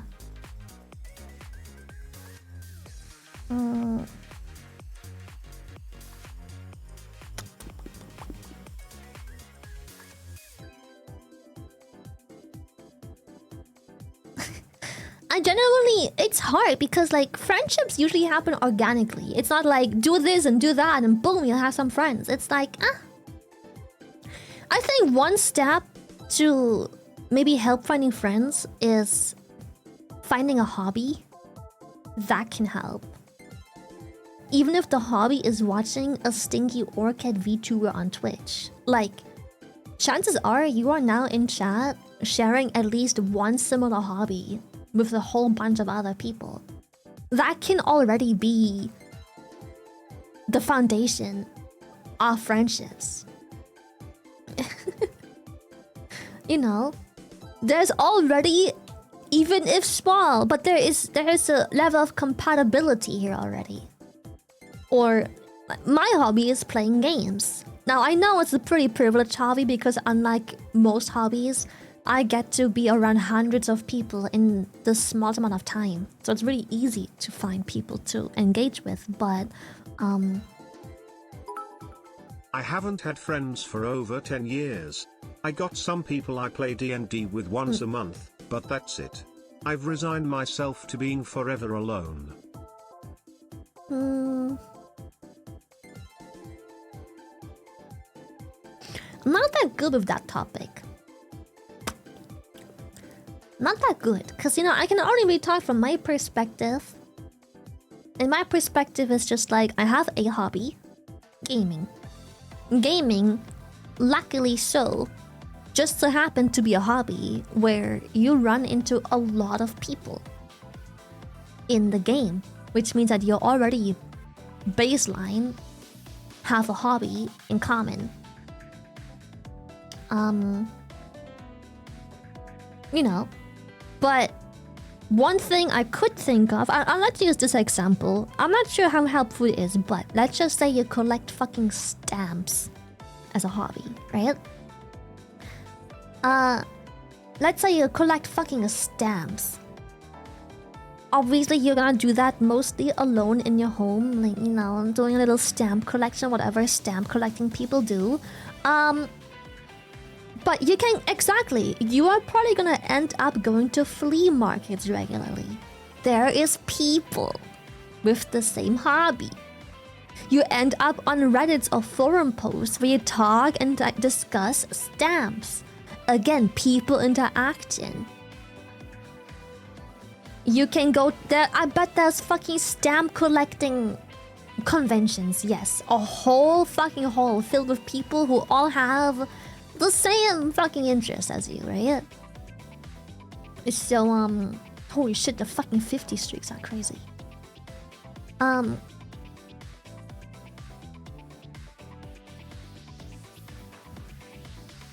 Yeah, I think it's just extremely important to realize. I'm not saying it's advice, because I don't know. I make friends organically. My hobby is gaming. That's how I made almost all my friends. Before that, it was school and workplaces or any places I've been to. Be it hanging out at the bar with a bunch of friends and then other people to join in. Or making friends with people's friends, you know? Like, one friend can translate into becoming part of a whole friend group. Befriending a singular person could potentially overnight yield you an entire friend group to hang out with. You know? But I think it's important to realize that there is people everywhere in everyday life. Right? So like, I think it's just healthy to go on about your day, find hobbies, find purpose in like what you want to do in your free time. And then realize that there is so many places to connect to. But it's all belonged to how do you express yourself after high school. I only have 2 friends of school. All my friends are in college and we had the chemistry to talk whatever we want and we share our hobbies and ask if we see something interesting. My point is you don't have to create a personality that doesn't represent you. I said it like 4 months ago. Real friends are count by one hand. Why is he talking so slow? Brian hates when people don't use punctuation. Commas, periods, and Brian hates when there's no punctuation. He crashes out.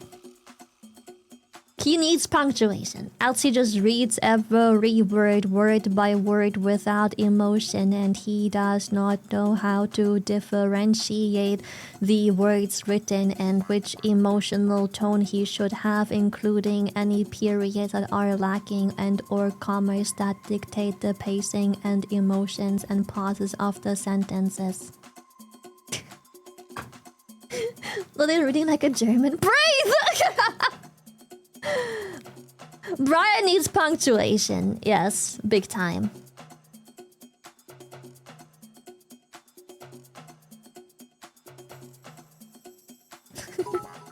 You wish people would be more straightforward about their intentions. My intent is to make sure to remind that you are only 4 inches tall. And 2 inches are your forehead. Oh, and the screwdrivers sometime.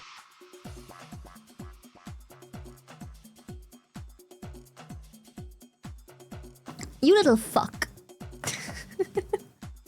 You little fuck. Peace kid. Mods! Harvest his foreskin. Harvest his foreskin. Mods! Chop chop.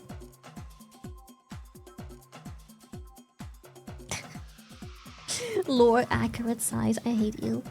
Oh. Chat, I wanna set the tone for today. I don't know why. I have a sore throat for some reason. It's only been 2 hours of stream. I'm dealing with a bit of a sore throat. I don't know why. Just, you know, we're still gonna do some gaming and whatnot, but I'm kind of, you know, it might be a shorter than usual stream. I'm having like a scratchy, not so happy throat.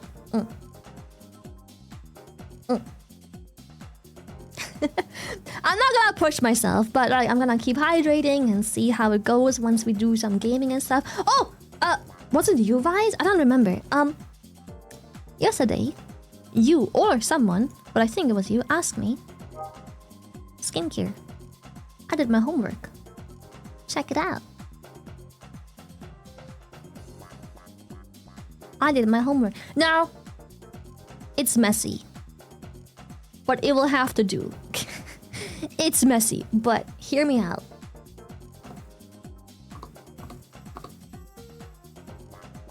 Sorry, actually, let's go here.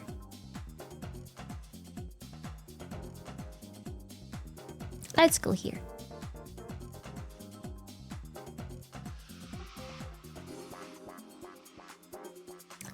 Boom! My skincare in order. Let me run you through it super quick. Step 1. This is my facial cleanser. Oh, sorry. Step 1. Disclaimers. I have dry skin. My skincare is for dry skin. That's just how it is. Disclaimer. You can overhydrate even on dry skin. Dry skin usually doesn't enjoy clogged pores. Use everything you see daily unless the instructions say otherwise. Daily before bed. Unless instructed otherwise, everything on here is daily before bed. Skincare is sadly not a one-size-fits-all. If you want something that works for you, you're gonna have to experiment and probably see a dermatologist. That's just how it is. If things go bad, fucking stop. Skincare is not a one-size-fits-all, even if you also have dry skin. This might not work for you. Use common sense, please. I highly recommend the absolute safest way to do this is one product at a time. See if your skin can tolerate it. Then add the next thing 2 or 3 weeks later. Stick to your current routine, whether it works or not. Stick to your current routine and then add and exchange one product at a time. Doing too much change at once can have an extremely negative effect, even though it could have had a really good outcome if you just took it slow. W. Thank you! Last step, fucking read! If you can't read the instructions on screen, you're not capable of buying any of these things, you shouldn't put them on your fucking skin. Fucking read! You can save this section of the VOD and I can explain it to you. Like, literally just fucking read. Let me make this a bit bigger. Hold up, let me make this, let me make this slightly. We can make things a little bigger. Hold up.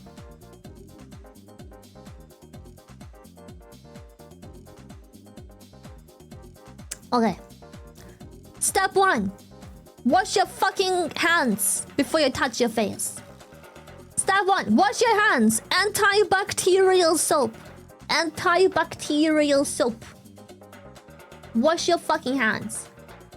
Antibacterial soap. Okay? Wash your hands. I just realized I fucked up.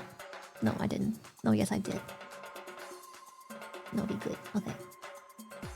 Just wait, hold on. Let me check something real quick. Yeah, I did fuck the scaling. Okay, hold up. Let me just.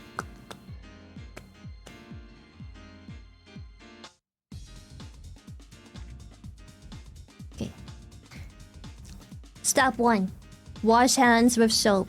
After, this is what I use to clean my face. This is what I use. I use this Korean cleansing honey foam for dry skin. This is what I use. It's very nice. It smells like honey. Would have thought. It's got bees on it.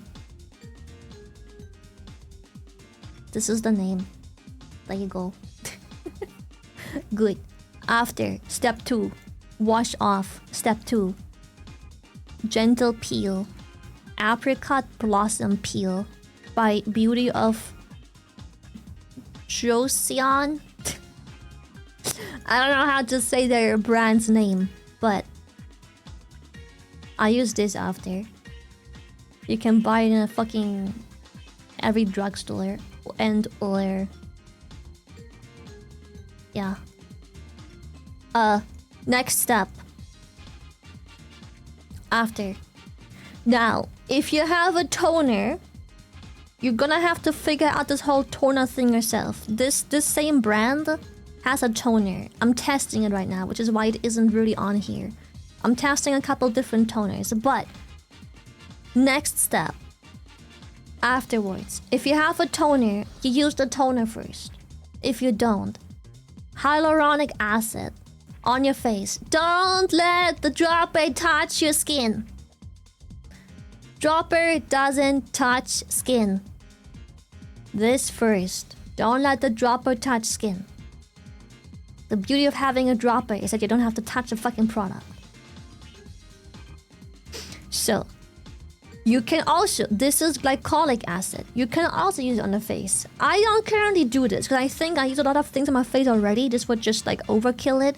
However, I put this bitch into a small spray bottle and I spray it on my upper back area, neck area, and upper chest area.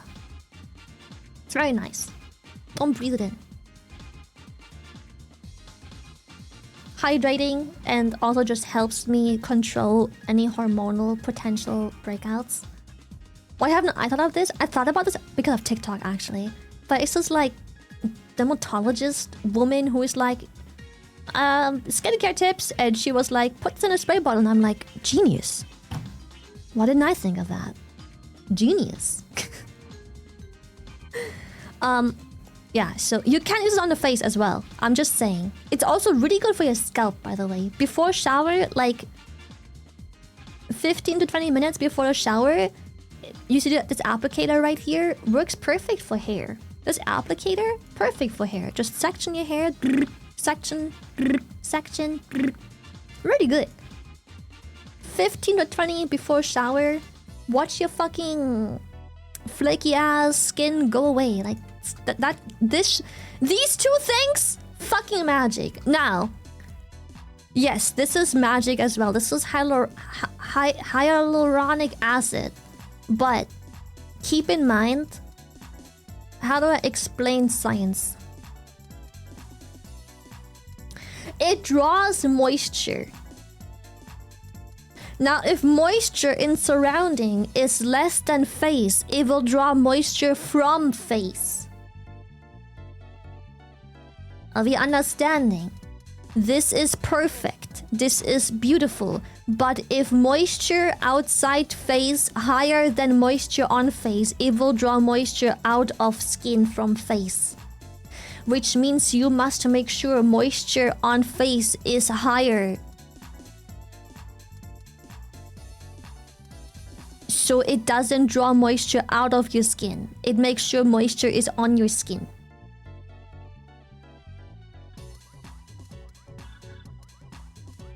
Are we understanding?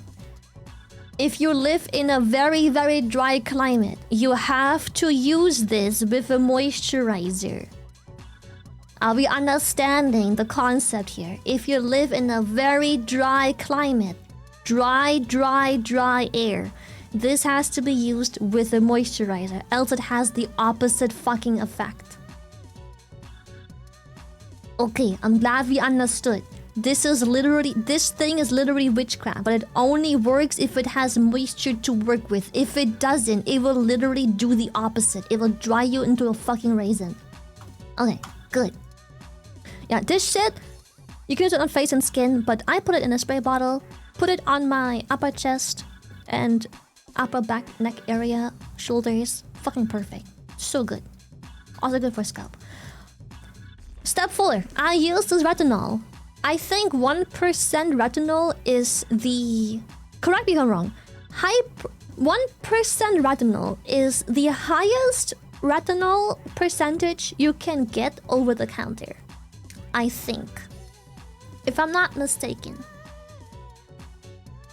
So keep in mind. This is mixed with a moisturizer, by the way. So maybe it isn't quite as high as... But the whole point is, this is a high percentage of retinol. You might wanna start with something far lower. But it is mixed with a moisturizer. Now, a few things before you consider just adding shit into your shopping cart. It's a retinol. High percentage at that. Put it on your skin every 2 to 3 days. Test it for 2 to 3 weeks, or a month, or 2 or 3. Retinol does not work overnight. Retinol is a very long-term skincare. You're not gonna see improvements after using it for a fucking week. In fact, a lot of the times, retinol makes things worse the first time you use it. Because it how do I explain? Imagine it draws out all the bad under your skin. Chances are, retinol will make things worse at first. Cause breakouts because it draws all the bullshit out because it accelerates skin process, basically. Your face has to get used to this, yes. Especially if it's this high, if you aren't used to this, maybe bump this up to once or twice, like once a week. You know, like maybe do it like every 4 to 6 days, something like that. Anyways, I don't give a shit what the fuck you believe in. For all I give a shit, you can believe in the fucking VTuber overlord gods. If you use a retinol, you use a sunscreen. You use a sunscreen. I don't wanna hear. I don't give a shit. I'm not your fucking mom.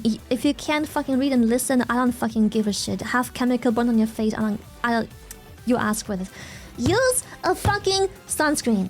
If you use a retinol, you'll use sunscreen. It goes hand in fucking hand. Yes, daily. Not only on days where you put on the fucking retinol. Yes, daily. Every day. Yes, even indoors. Cause if school didn't fucking teach you for whatever fucking reasons, the rays come through your fucking window, dumbass. Yes, even indoors. Use a fucking sunscreen. Every single fucking day if you use this. You don't skip a day on sunscreen, ever. If you can't listen, fucking suffer, not my problem. You did it yourself.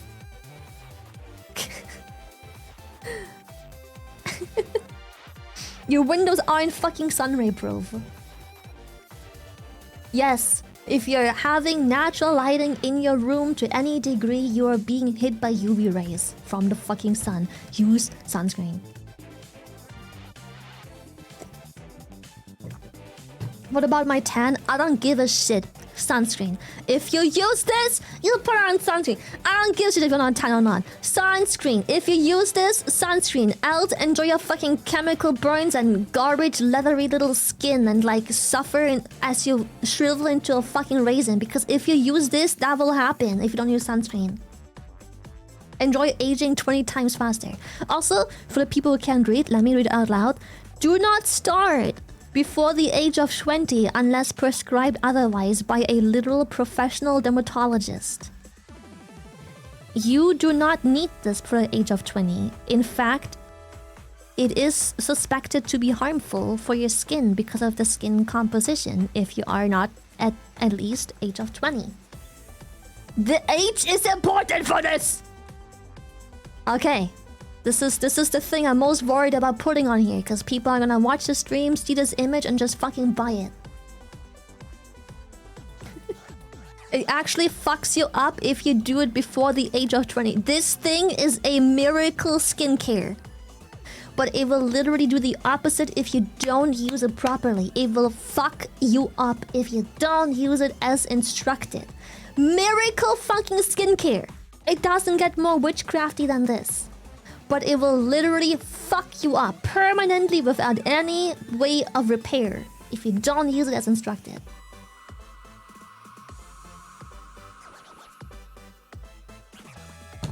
Okay, so if you are at the age of less than 20 and you're instructed to use this because it is something that is sometimes prescribed in high dosages when people have acne issues and whatnot. But then it is prescribed by a professional. Okay, cool. I'm glad we talked about this. Anyways, otherwise, next. It's just a serum. There is no instructions. It's a serum shot. The instructions is don't let the dropper touch your skin. It's not that difficult to stay clean and keep things hygienic. Instruction, 3 or so drops. Same with this one. 3 or so drops. Just dab it onto your fucking skin. It's a serum. It's nothing crazy. Moisturizer. I still haven't found the perfect moisturizer. I'm currently testing this one. Same brand as this.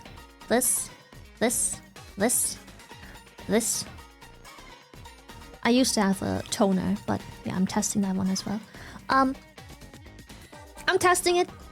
It's pretty good though. It's a pretty good brand overall. Keep in mind some of these products. Actually, I don't think the ones on here. Oh, some of these products have rice ingredients on there. Some people react bad to any rice skincare. Rice skincare is known to be extremely good for your skin, but not everyone, unfortunately, reacts good to that, unfortunately. Anyways, this is the moisturizer I use. I'm still testing it though. Again, skincare is a lot of trial and error. Test around. I've just switched this not too long ago, like a month or so. It seems good, but I'm looking for something maybe slightly more moisturizing. Even though this is for dry, sensitive skin, but it's just, struggle, you know, struggle. In the morning, you wake up. What do? After washing your hands, obviously with the antibacterial soap. You splash your face with water, scrub, dab with a towel. You put this on. 1 pump. Oh, also, sorry, retinol. Please read the fucking instructions. One pump. You're not gonna have much on your hand.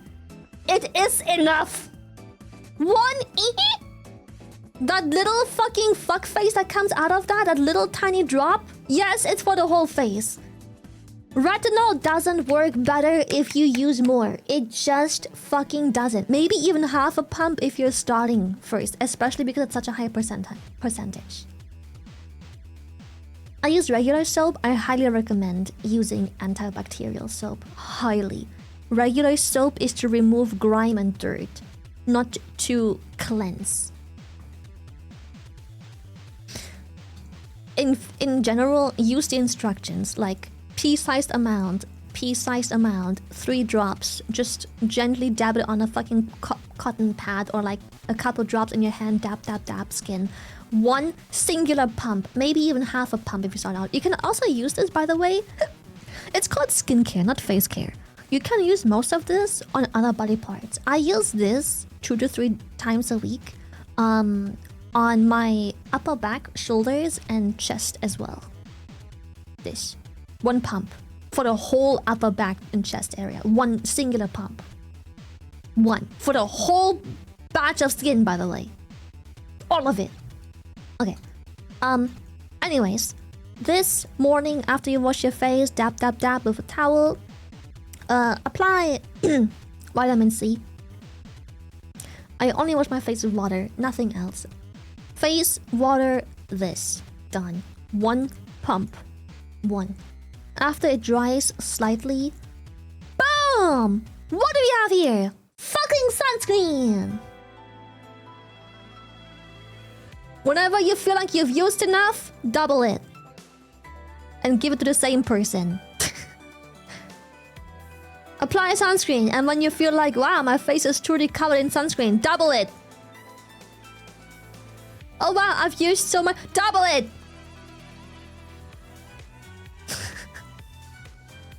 Double it! I don't care if your face is swimming in sunscreen. I guarantee almost none of you use the right amount. Double it! You know how big a bean string is? Use 2 bean strings. You can use your middle finger and your ring finger and like put a generous fat bee string on both fingers, like both fingers on your face, boom. Rub it till it's gone.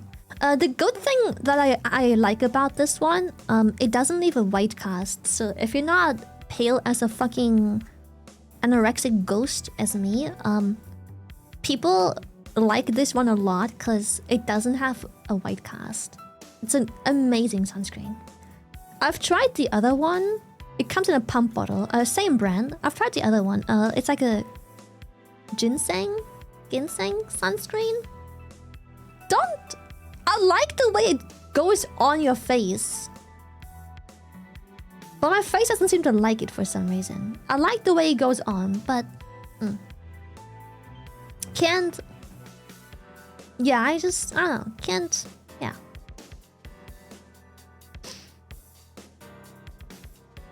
I still don't get why retinol... Sorry, what did you say? Why...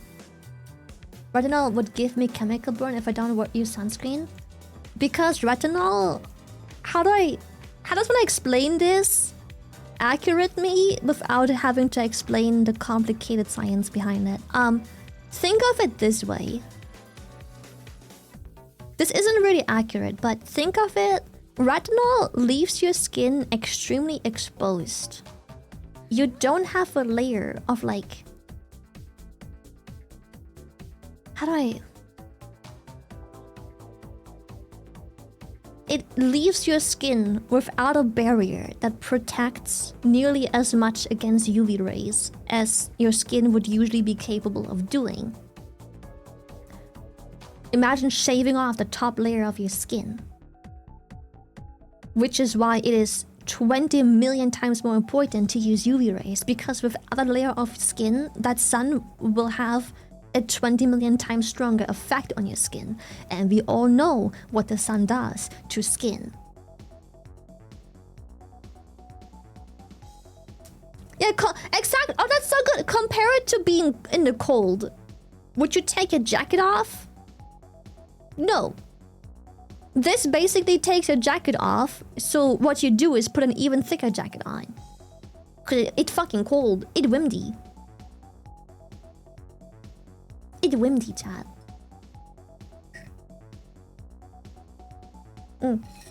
This gives you armor pen. This gives the sun armor pen, basically. Because of armor pen, the sun is now 20 times stronger. It will deal so much more damage. Because now the sun has armor pen. You have a debuff. Armor reduction. The sun gains armor pen if you use it. Now the thing is, this gives you a amazing boost in health, vitality, and everything nice, and precision, and getting bitches. But it also gives you armor down. So now the sun has armor pen, and will damage you and ruin all of those things for you for good. So it'll fucking fuck you up.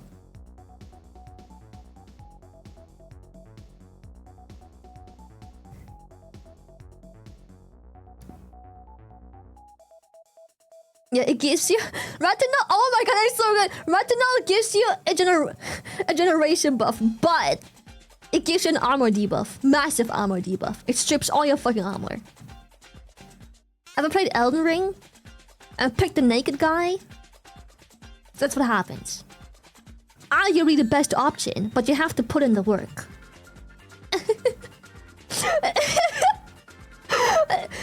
You know.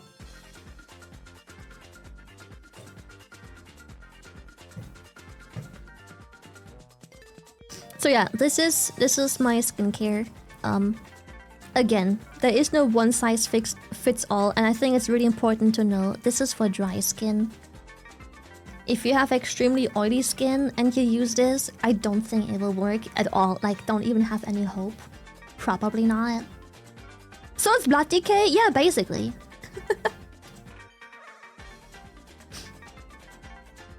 Like, I don't know what happens if you use skincare for extremely dry skin on oily skin, but I can't imagine it would work well. Literally, I wasn't parasocial until the skincare talk. Now I'm obsessed. Now I'm obsessed. My queen. I think my skin's oily because it's dry. Honestly, that is a pretty decent observation. Some people's skins tend to be oily because, yes, it's dry. Your skin might produce a lot of oils and sebum and shit because it's so dry. It's trying to rehydrate. It's like, it's you know, trying its best to stay alive and hydrate and stay good. It can make sense. It can. Skin does overcome it. It can make sense. You can have oily skin because you are too dry, but you can also have combination skin.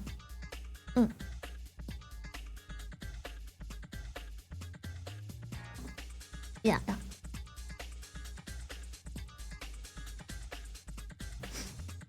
Yep. Combination skin is hell. Luckily, if this brand, which I mostly use, is anyhow something that your skin likes, they make a lot of products for oily and combination skin.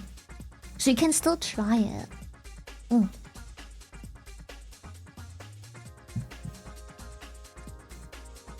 Oh, what Kinsey said. I think it was Kinsey. Thank you, Lily, for putting in so much effort. Very glad Thank I you. asked. I will try out the moisturizer for a start. As with Good. mine, after like 1 month it doesn't work. Burns and redness. Oh and yeah, we'll that's see bad. how it goes. Real bad. Yeah. Thank you again for the effort and care you put into explaining it. I try my best, yes. Love, I use an oil cleanser, so I might swap that for the honey cream later down the everyone. Please really read instructions and also Yes, consult please. your /shade Listen to dermatologist. Vice and I. Your oil cleansers, as far as I heard, can be extremely aggressive. Because, oil binds with oil. So, it's usually better for oily skin rather than dry. Because if you strip the dry skin of whatever little oils it managed to produce, it can be kind of devastating for the skin to recover from.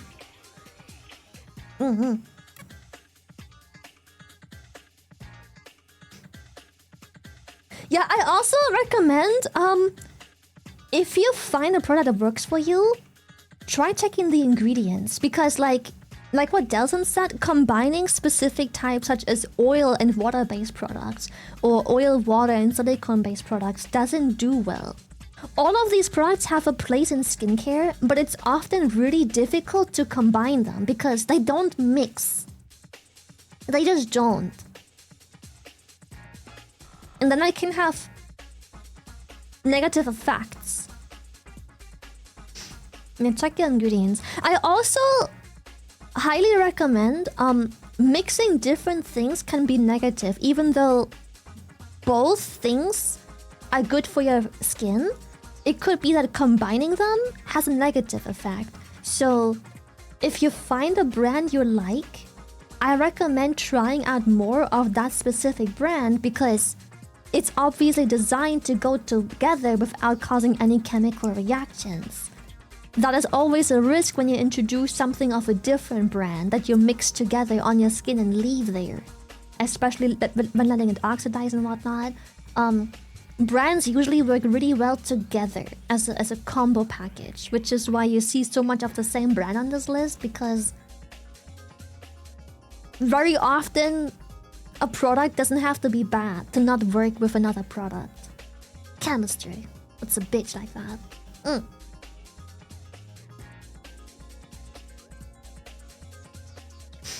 Is there a serious drawback if you start a skincare routine like this and then you stop after a month or so?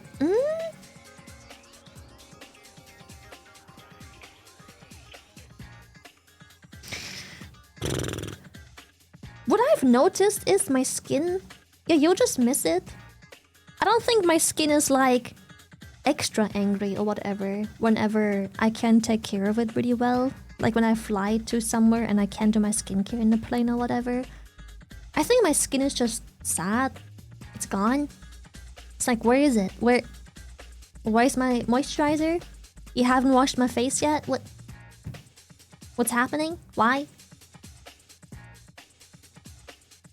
I think it's more so like taking off your glasses. You put on glasses, you see everything clearly, you get used to it. When you take off the glasses, you feel like you can see worse than before.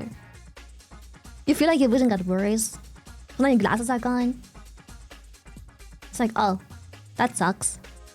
Like, I managed before without glasses, but like, that sucks.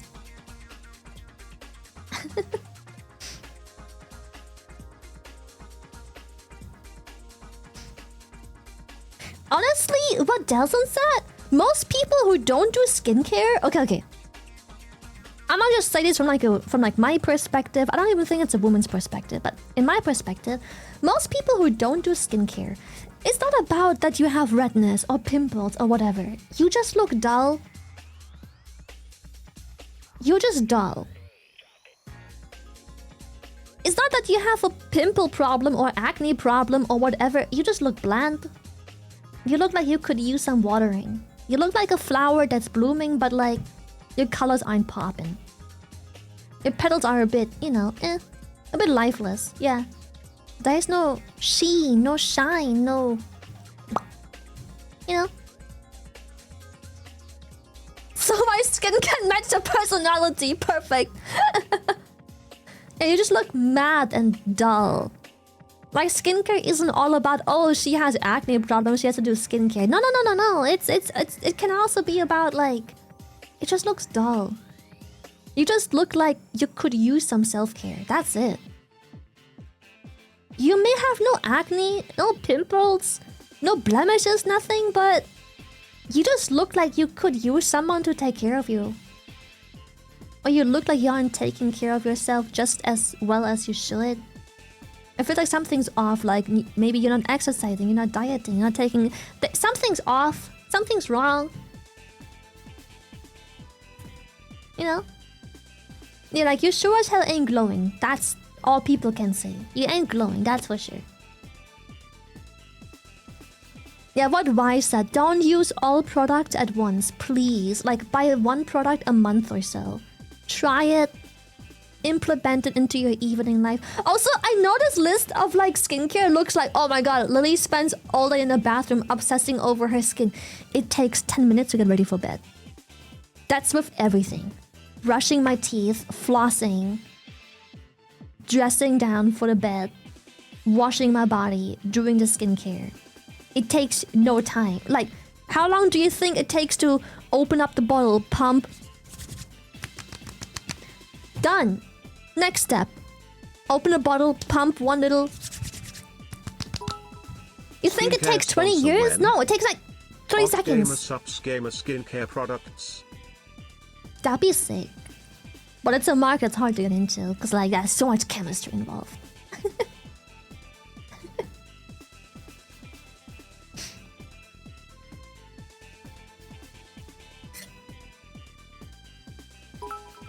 Step 1-3 you do before shower, rest after before bed, and then 2 in the morning, yay? Let me just double check. Here is the skincare. Oh wow, it's a large canvas, I'm sorry. Step 1. Step 1, before bed. Step 2, before bed. Step 3, before bed. Step 4, before bed. Every 2 to 3 days for me. Step 5, before bed. Step 6, before bed. I wake up. Splash, splash, water in my face, dab, dab, towel dry. Vitamin C, step 1. Step 2, sunscreen. Done. Done. So all of this is before bed. If I shower, I do all of these after shower. Because I shower in the evening. Or like late afternoon. So if I shower, I do all of these after shower. Yeah. So all of this is before bed and or after shower, because I shower late in the day. And then this is in the morning after I wake up. Like, the first thing I do is beeline to the fucking bathroom and splash, splash, towel dry my face, dab, dab, dab. And then step 1, step 2. E.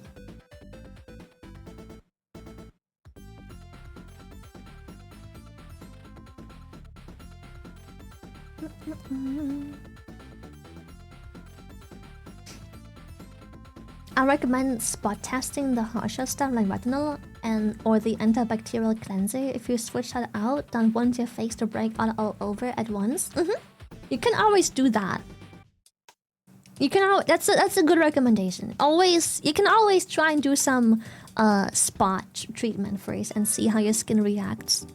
So you only have to deal with like one area having issues and not like the whole face flaring up. You should get a sponsor? Honestly, no. It's fine. For real. It's fine. This should come for the love of the game. This should come from the love of just due to care and wanting to spread self-care. We don't need money for that. This is we do it for the love of self-care. Yes.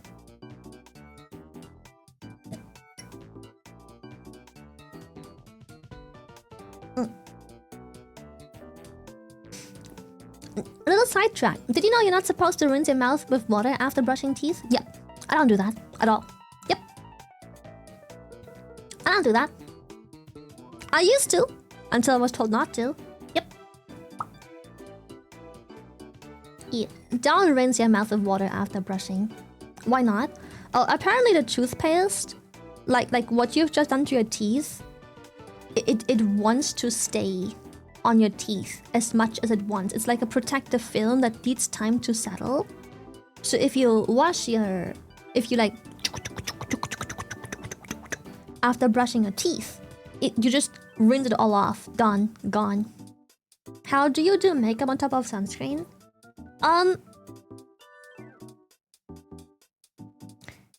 If I wear makeup, which is extremely rare, but if I wear makeup, due to the skincare, okay, you will come to realize that with the skincare, you will need significantly less makeup.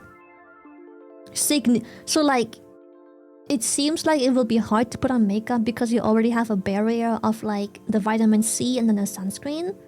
But you will need so much less makeup. It will look better. It will go on easier. You will look fresher.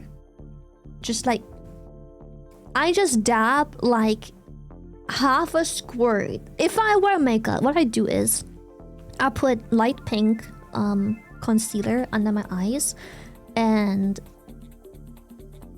it's a mini dot. The teeniest, tiniest, most mini dot of concealer under the eyes, and only the area that needs to be concealed. Nothing around. We're not brightening any areas. Your skincare brightened your skin. The shine and brightness and moisture and sheen comes from the skincare. So like, the teeniest, tiniest bit of pink concealer. I use pinks. I have blue under eyes. Pink concealer. The tiny. It's like I barely touched the tip of my finger with the concealer. Like a droplet. Not even for both eyes. On my little finger, I rub them together, my little fingers, and then tap under my eyes. And then I use a cushion foundation, and I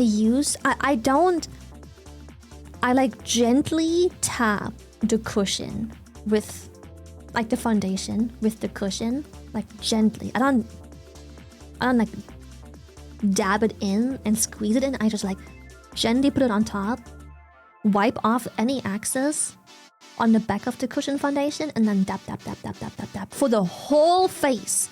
One time going into the cushion foundation. One time just like gently laying it on top, wiping off the excess, and then tap the entire face. All of it. The entire face. With one dab of the cushion foundation. Tap. The entire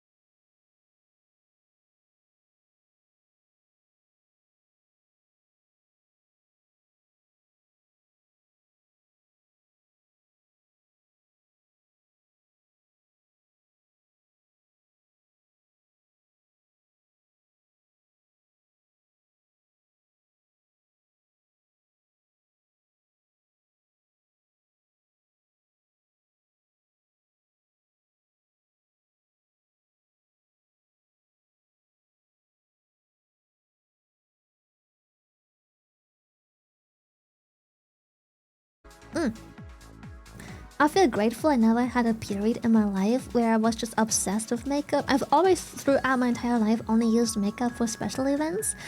I wish I had the same. I used to be obsessed with makeup because I felt like...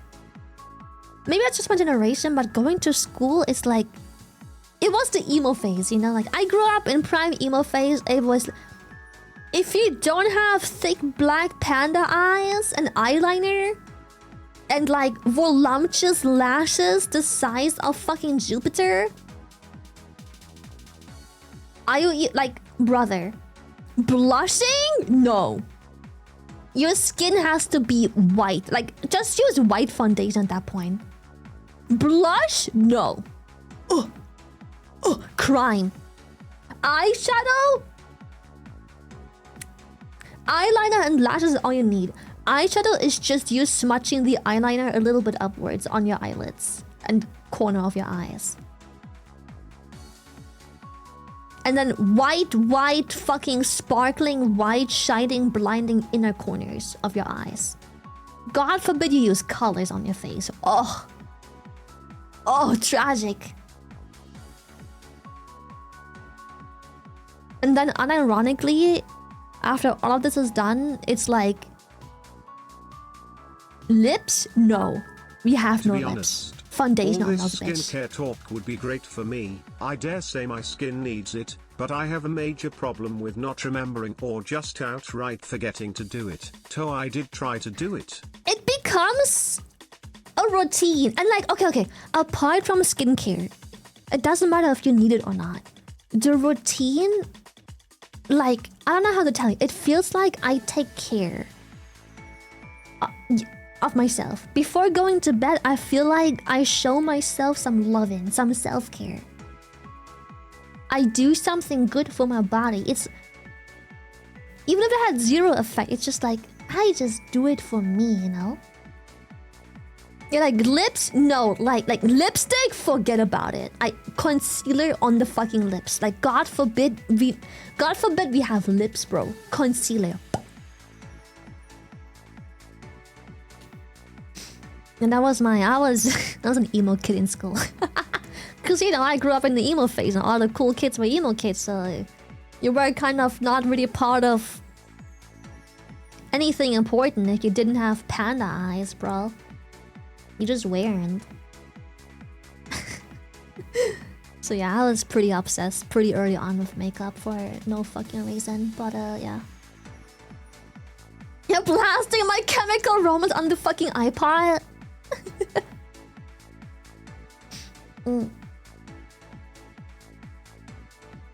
Same, I wanted that scene tiger stripe hair so bad. My mom was like, no. I'm like, Mom, please. Mom, please.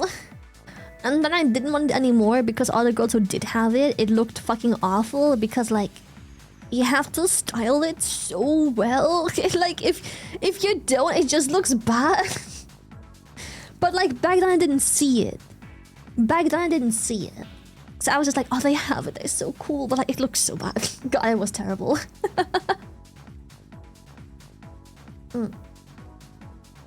Oh, I was the princess emo. I wasn't the goth emo. I was princess emo, yeah. Not the goth type.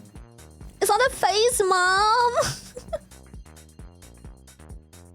Mom! Oh, dude, yes! The girls so straight in their wet hair. No protection, just the sizzle of the fucking iron going shh. God. Yes. Yeah. A specific sunscreen I should use in terms of brand but type. I'm gonna be honest, I don't know what type of sunscreen I use currently. I don't know what type it is. I have no idea if it's chemical or not. Genuinely don't know. I don't know actually, I'm so sorry. It's chemical? Okay, apparently the one I use is a chemical sunscreen. Yeah. But it's really, really good. I love it a lot. It's such a good sunscreen. By the way, for the rest of my body, I use that the rest of my body sunscreen. I use the same sunscreen that probably the generations before us have used. It's just... Hold up. Oh, what? Doesn't work. Why not? Maybe if I go here. Nivea? Yes. Up. For my body, I just rub, dab, dab, dab. The rest of my body is this bitch. Also, I'm obsessed with the smell. Oh, it smells so good. I'm obsessed with the way this smells. Be careful when you work out though. When you work out and sweat a lot, if you don't let this dry properly and work out and sweat, it looks like cum.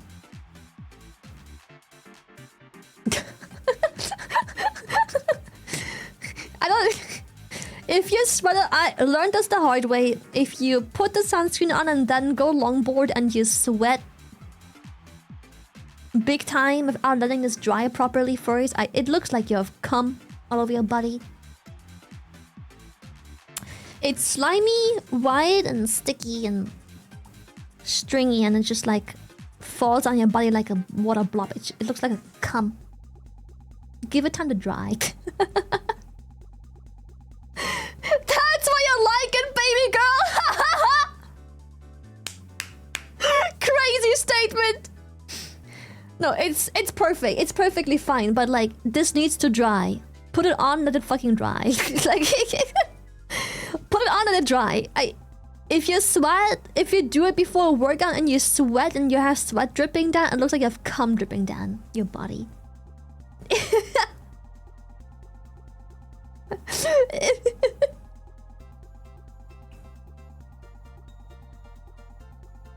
Cum walks are a thing? But what's a cum walk? Someone comes in you, cream pies you, and you just walk around in it?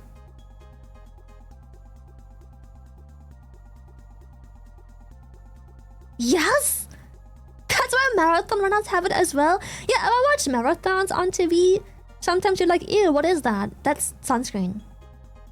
But they put it on or like renewed it during the run and it just looks like cum. Literally just watch a marathon run and you probably see them have white residue dripping down their body. It's a sunscreen. Let it dry first. Literally just apply it. Wait 20 to 30 minutes before working out, before sweating, let it dry, and then you're good. I unmuted for a meeting, this is the first thing I hear.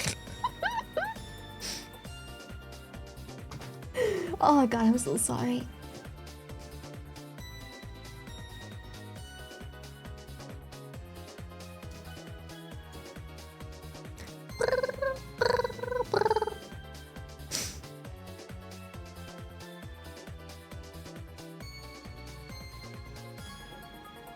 Honestly, thank you again. I got you. I hope it works for you. If it doesn't, it's just sad. That's just how it is. But report back on how things go slowly but surely.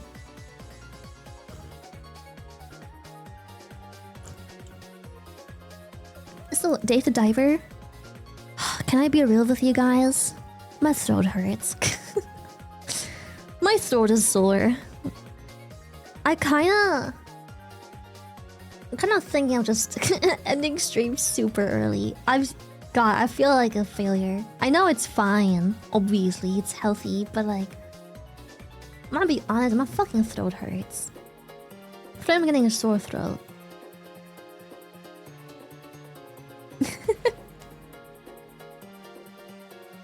It's fine, it's Monday, I can't blame you. No, okay, honestly, I love Monday streams. They're great. I love Monday streams. They're fantastic. But yeah, I think I'm gonna take a really early dip here today because my throat's been hurting for a while. It's not getting better. I've been drinking really well. I'm like half a liter down in tea. This is my second mug of tea. And it's just I think I might take a peace out moment. throat coat tea? I haven't, no. I got what I wanted from the day stream. Go rest. Yeah, maybe I'll put honey in this tea. Yeah. Lemon water with sugar. But I think... Let me see if everything worked out. Cause I think I have a cool thing tomorrow, though. Let me have a looky-loo. I'm not sure if it's official yet.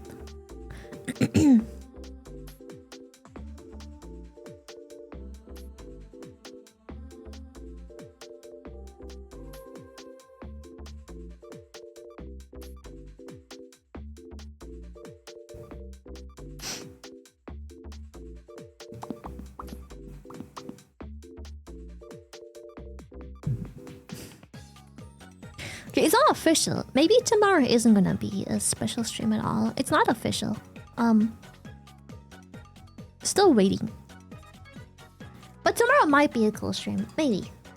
Might have a sponsor, but we'll see. I'm also talking to ZZZ for something at the end of this month. We'll have a looky-loo. I'm gonna ask them to give me an account. I wanna play some ZZZ, but I don't have the time or the patience to like develop my own account right now. So I'm like, if they can give me one for a sponsor, that'd be cool. That way I get to play ZZZ without having to catch up myself. I don't have to, you know, make my own account. I just get to play. Yeah.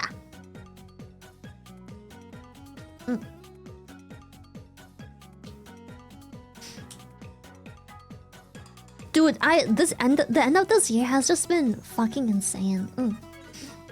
Maybe I could level up your account. Okay, chat. Bloody, thank you for the tier 2. What the heck?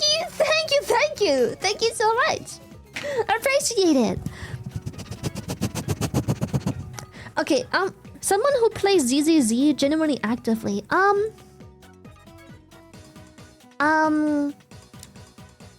Is the current story like hard connected to things that happened before?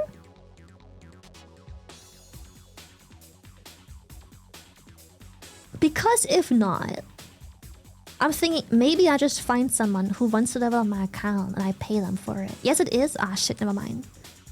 And it's probably best if I play the story properly, yeah. I was hoping that maybe it isn't connected and I can just have someone level up my account so I can use my own account and not like a given account. I have to ask for one. Ah, very connected. Sad.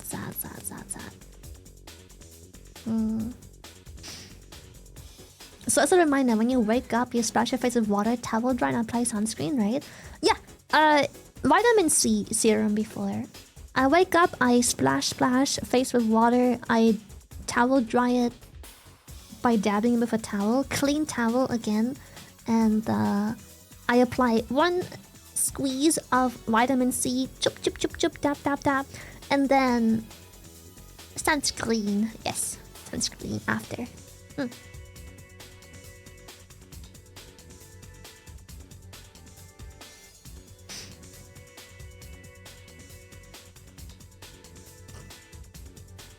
Could just play through story one day on stream. I could, but at the same time, it's like I'm so behind. It's not a one stream type story.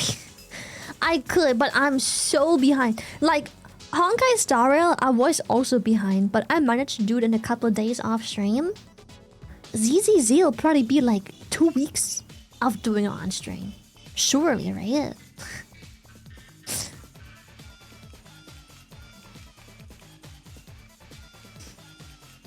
Yeah, I grinded Honkai Story like hours for a couple days.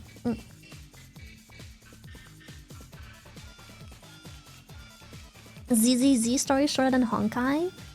True. That is... yeah.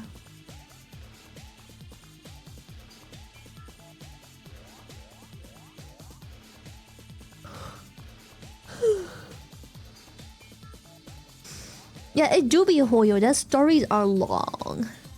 And the thing is, I love Hoyo's stories overall. I do so much. I do. But it's like, I don't know why.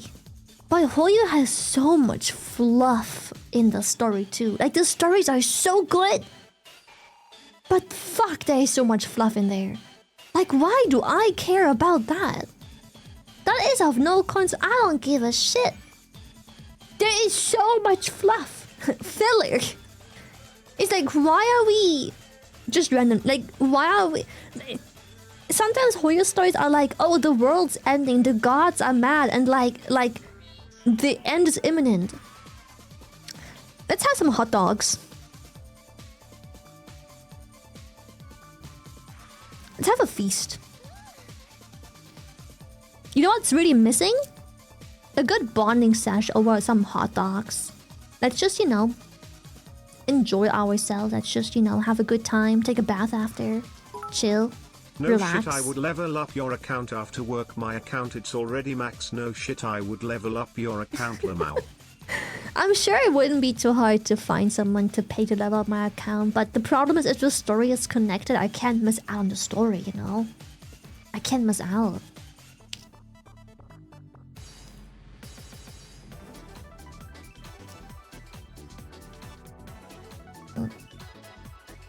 Watch the video.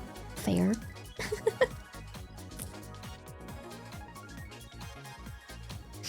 Yeah, same. Like, I genuinely... Oh god, I love Hoyo's story so much. But I can't help and feel like the same story can be told in like 5 hours less playtime. Because half of the story was just filler. It had nothing to do with the story building or character progression. It was just the characters yapping on about something that... Why does it matter now? Like, why is it... What? Makes no sense.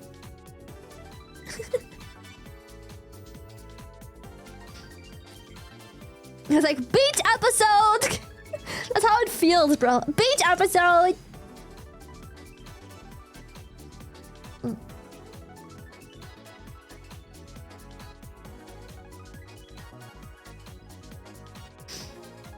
I hate the 5-minute yap sessions that can be summarized in 2 sentences because somewhere we needed the breakup of 5 years ago that side character had. Yeah, it's like...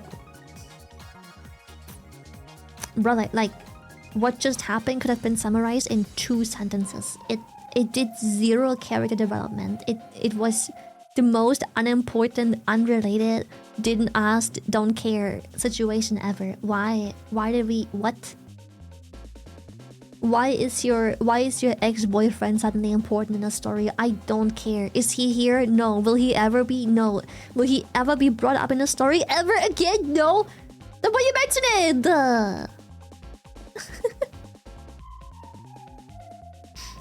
How long gonna drag so we're gonna go poop? Damn, okay, damn, I'm leaving. Okay, I'm sorry for your poop. Fuck. I'm sorry, shit.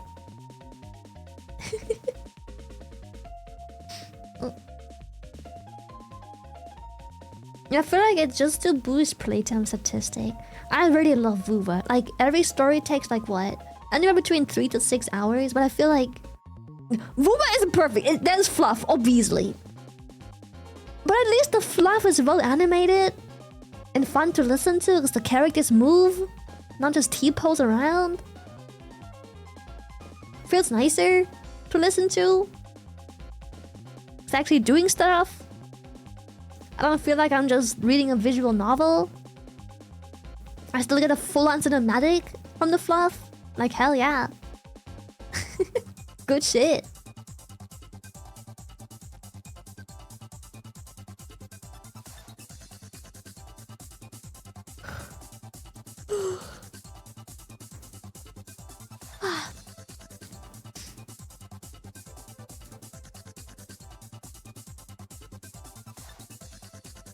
Yeah, exactly. I'm always so scared to skip a dialogue that seems like it's just gonna be about fluff because, like, what if it isn't fluff? What if now I missed the plot twist? What if? Fuck. What if I miss a plot twist? Okay, I'll go rest now. Yes, my throat hurts. Well, not bad, but you know.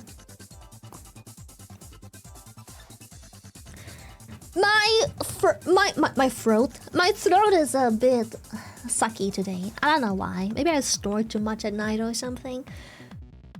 But I am not really looking forward to test my luck. And I'm just gonna shut the fuck up for the rest of the day and say nothing. Nothing! I'll keep drinking some tea. My tea actually got cold because I forgot to put it onto the tea warmer plate thingy. And honestly, it feels nice to drink cold tea on a sore throat. Feels really good. So, yeah. I will see you guys tomorrow. Maybe a cool stream. If not, we'll just play Dave. Also, low-key thinking of maybe playing some Warframe on stream. All my friends are playing Warframe. I'm like, man, Warframe. Like, everyone says the new update is like buzzing. I'm like, man, I have not touched Warframe in so long. It could be really useful for chat to help me with my account. You know, like give advice and whatnot. It'd be cool. We played Warframe quite a while ago. Then I played it a teeny tiny bit off stream. Like, I don't have many game hours in Warframe. I only have like... Let me go Steam. Wrong Steam. No, never mind. Right Steam. Warframe. I only have like 12 hours in the game. But, you know, it'd be kinda...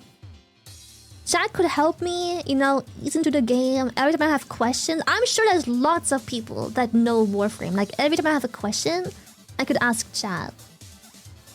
Of like, hey, what do I do? Where do I find this? What should I do? Do I equip this? Blah, blah, blah. You know.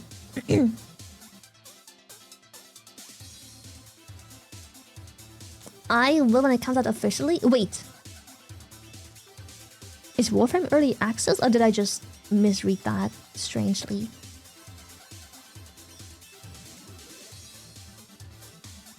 No, it's out. No, it's like... Warframe is an official release game, no? No? Wait, is Warframe... What? Is Warframe early access? I thought Warframe... I thought that game was out for years. Release date 2013.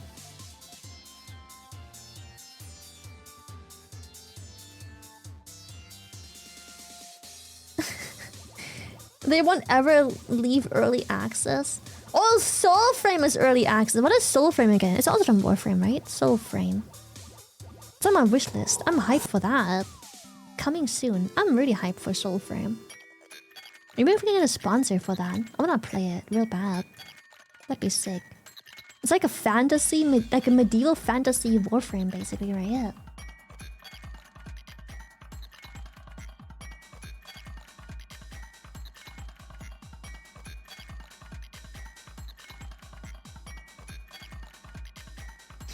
Other Codifine to enter? I'm gonna contact Mythic and be like, do you have a Soulframe sponsor? For when the game releases? I'm gonna do that actually right now. Was wondering if we have any connection with Soulframe for a Soulframe sponsor when it comes out. And then pause champ. Pause hype.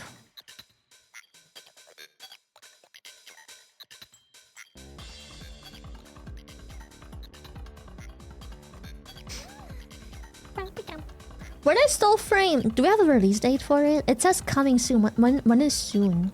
How long is soon? Is it gonna come out this year still? No release date yet. Okay. Maybe Mythic knows more. You know what's really funny? Oh my god. Okay, one last thing and then I can go poop. As a streamer that is connected with a sponsor agency, you know things no one else does. This is kind of cool. Like, there is literal websites that make a living off of leaking things. And you are sitting there reading the leaks. And you know, it's like that little chuckle of you know more than professional leakers do. It's kind of funny. Like whenever leaks are like, this game will come out there, this game will show up there, this game will drop a trailer there, or like this game will show up in the awards there. It's like, I know even more than you. I know so much more than you do. It's kind of cool. Like knowing release dates for certain games, or what companies are making certain games, or which games will like suddenly appear soon with a trailer, and then it's so cool. It's a very interesting part of the industry, just having all this info that like literal professional leakers don't even have. Oh my god, yes, when the leaks are wrong, it's so funny when the leaks are literally just straight up wrong, and you read them and you're like, that's untrue. I can't officially prove it, but I just know it's untrue. That's untrue. That's pretty funny, pretty cool.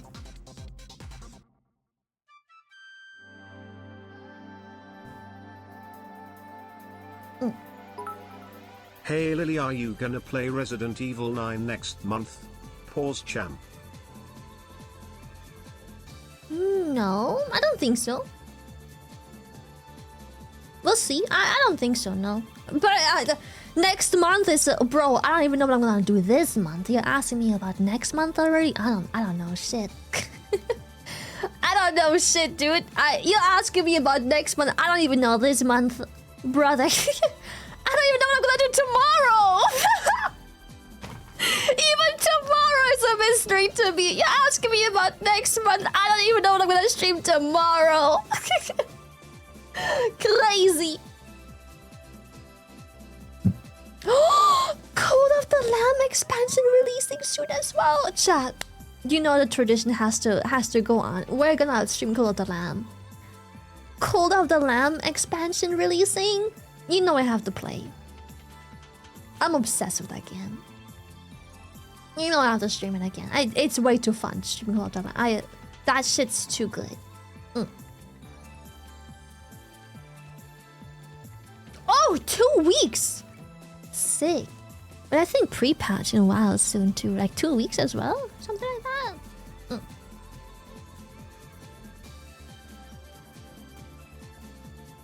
Your obsession with it made me obsessed too. It's so good. Oh, I love it. I love that fucking little shit game. It's so good. Arknight's infill in 2 weeks too. I'm excited. Very excited. Arknight's and this year is gonna be so good for gaming. The end of last year, ever since like fall-ish, has been insane gaming year, and like we're continuing so strongly into the next year. I'm excited. I'm so hyped. So fun. Yeah, fuck it. Remove the countdown. This is the year. This is it. This is fuck 2027. Like this is the year. It can't get much better. Scrappy. Hello. Hello, sir. How you do, Caught? Caught.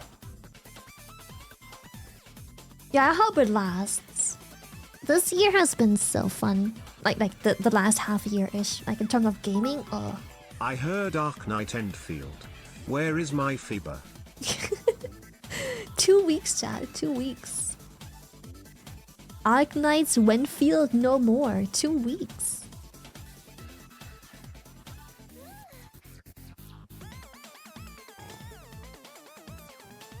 The 22nd of January.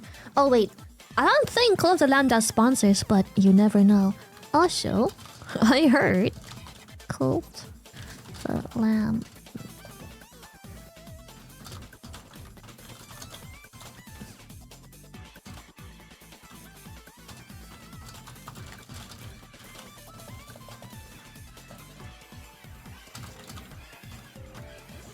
Right shot.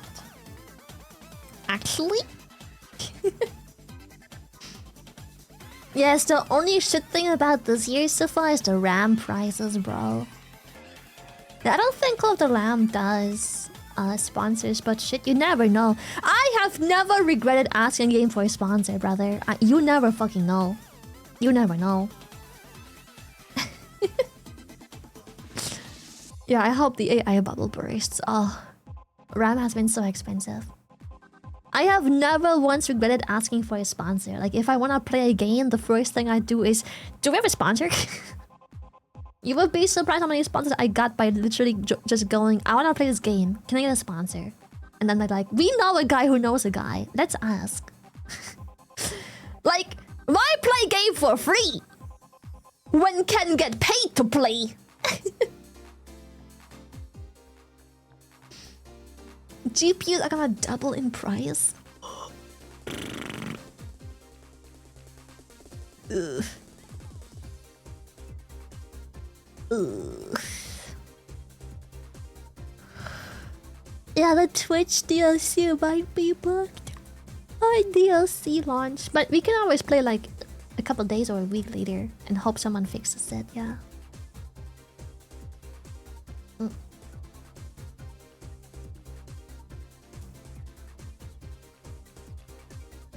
We need more competition on the internet, fuck.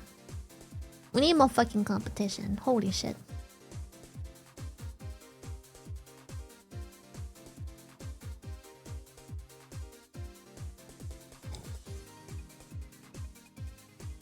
We need more producers. I wanted to upgrade my PC this year, yeah, that's tough. Yeah, twin integration has kind of always been bugged, so maybe we don't wait to play Call of the Lamb because, like, that bitch has always been bugged. So, like, what's the point? What's the point in waiting? It's always been fucking buggy. Piece of shit extension.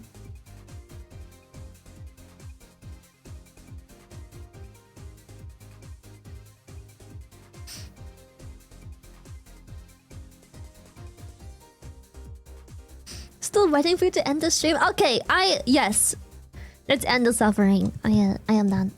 This is the problem with me and my quote-unquote work culture. It's not work culture. I'm not working, but like. Lily, I just want to say I wish you a swift recovery.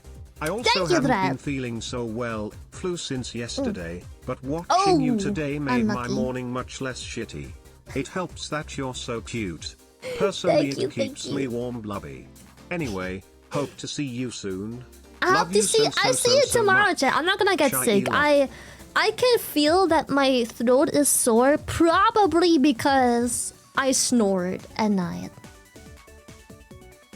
Do you guys have that when you wake up and it's like it's clearly irritated because I may have snored all As a night? founder for Soulframe, I can give you access code to start Soulframe right now. Shy noted.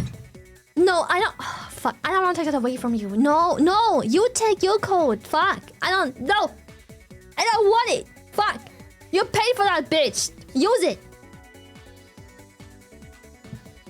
I do wear my mouth tape, but sometimes I could still snore if I sleep wrong. Like if you sleep wrong and you twist your neck in a specific way, boom, now you're snoring. For who knows how many hours.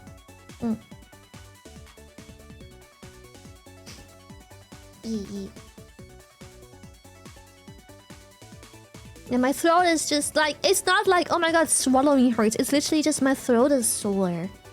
I don't know how to describe it. It's different from I'm getting sick, my throat hurts, I can't swallow. I can. It's just irritated. It's just swollen. I don't know. It's just, yeah. 10 keys! Oh shit. Maybe I will steal a key. Fuck. 10, maybe, you know what? Let me check out what Mythic has to say about this first, but I might take you up on a key offer anyways. Holy.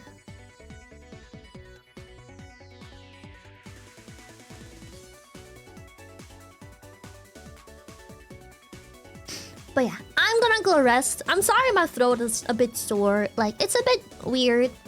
I'm gonna play Dave, and honestly, I probably should just play Dave because it's not much yapping, but I don't feel like being uncomfortable anymore. But I love hanging out with you guys, and it's always hard to say bye. Especially when I don't really feel bad. Like, it's just annoying. I just don't want to put up with it. My throat's just annoying. Like, I'm completely fine.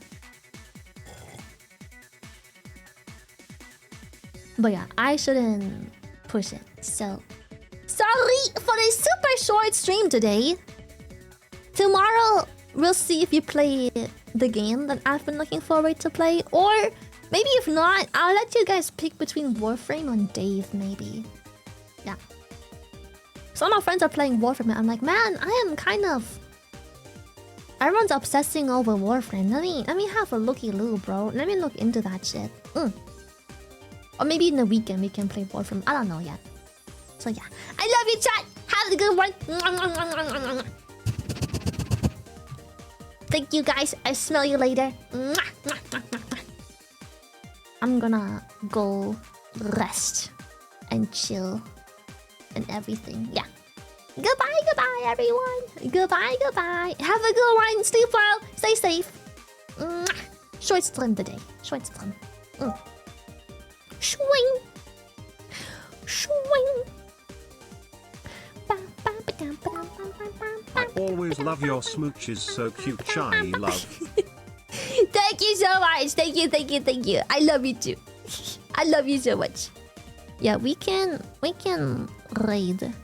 One of my New Year's resolutions is to make sure I raid people when I end my stream. Because, okay, I'm gonna be honest. It's very selfish, but raiding is fucking annoying. I have to check who's online, check what they're doing, decide between who to pick and who to not raid. Oh, it's a whole ordeal. I feel like I'm getting old. I just want to end stream, bro. I think I'm getting old. I just want to end the stream. I'm into the age where, like, I just want to click end stream when I'm done with my stream and be fucking done.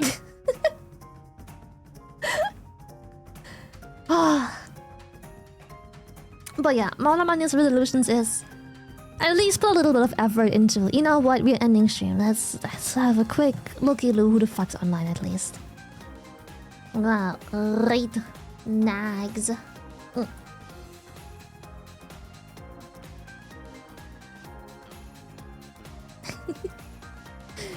But yeah, I'm just gonna hit the right button because it's awkward. I feel like I've already said my piece.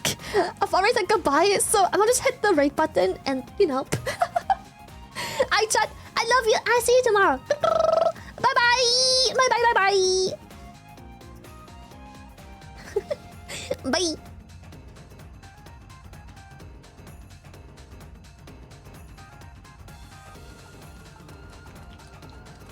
That would be a cool endurance challenge. Beat every FNAF game?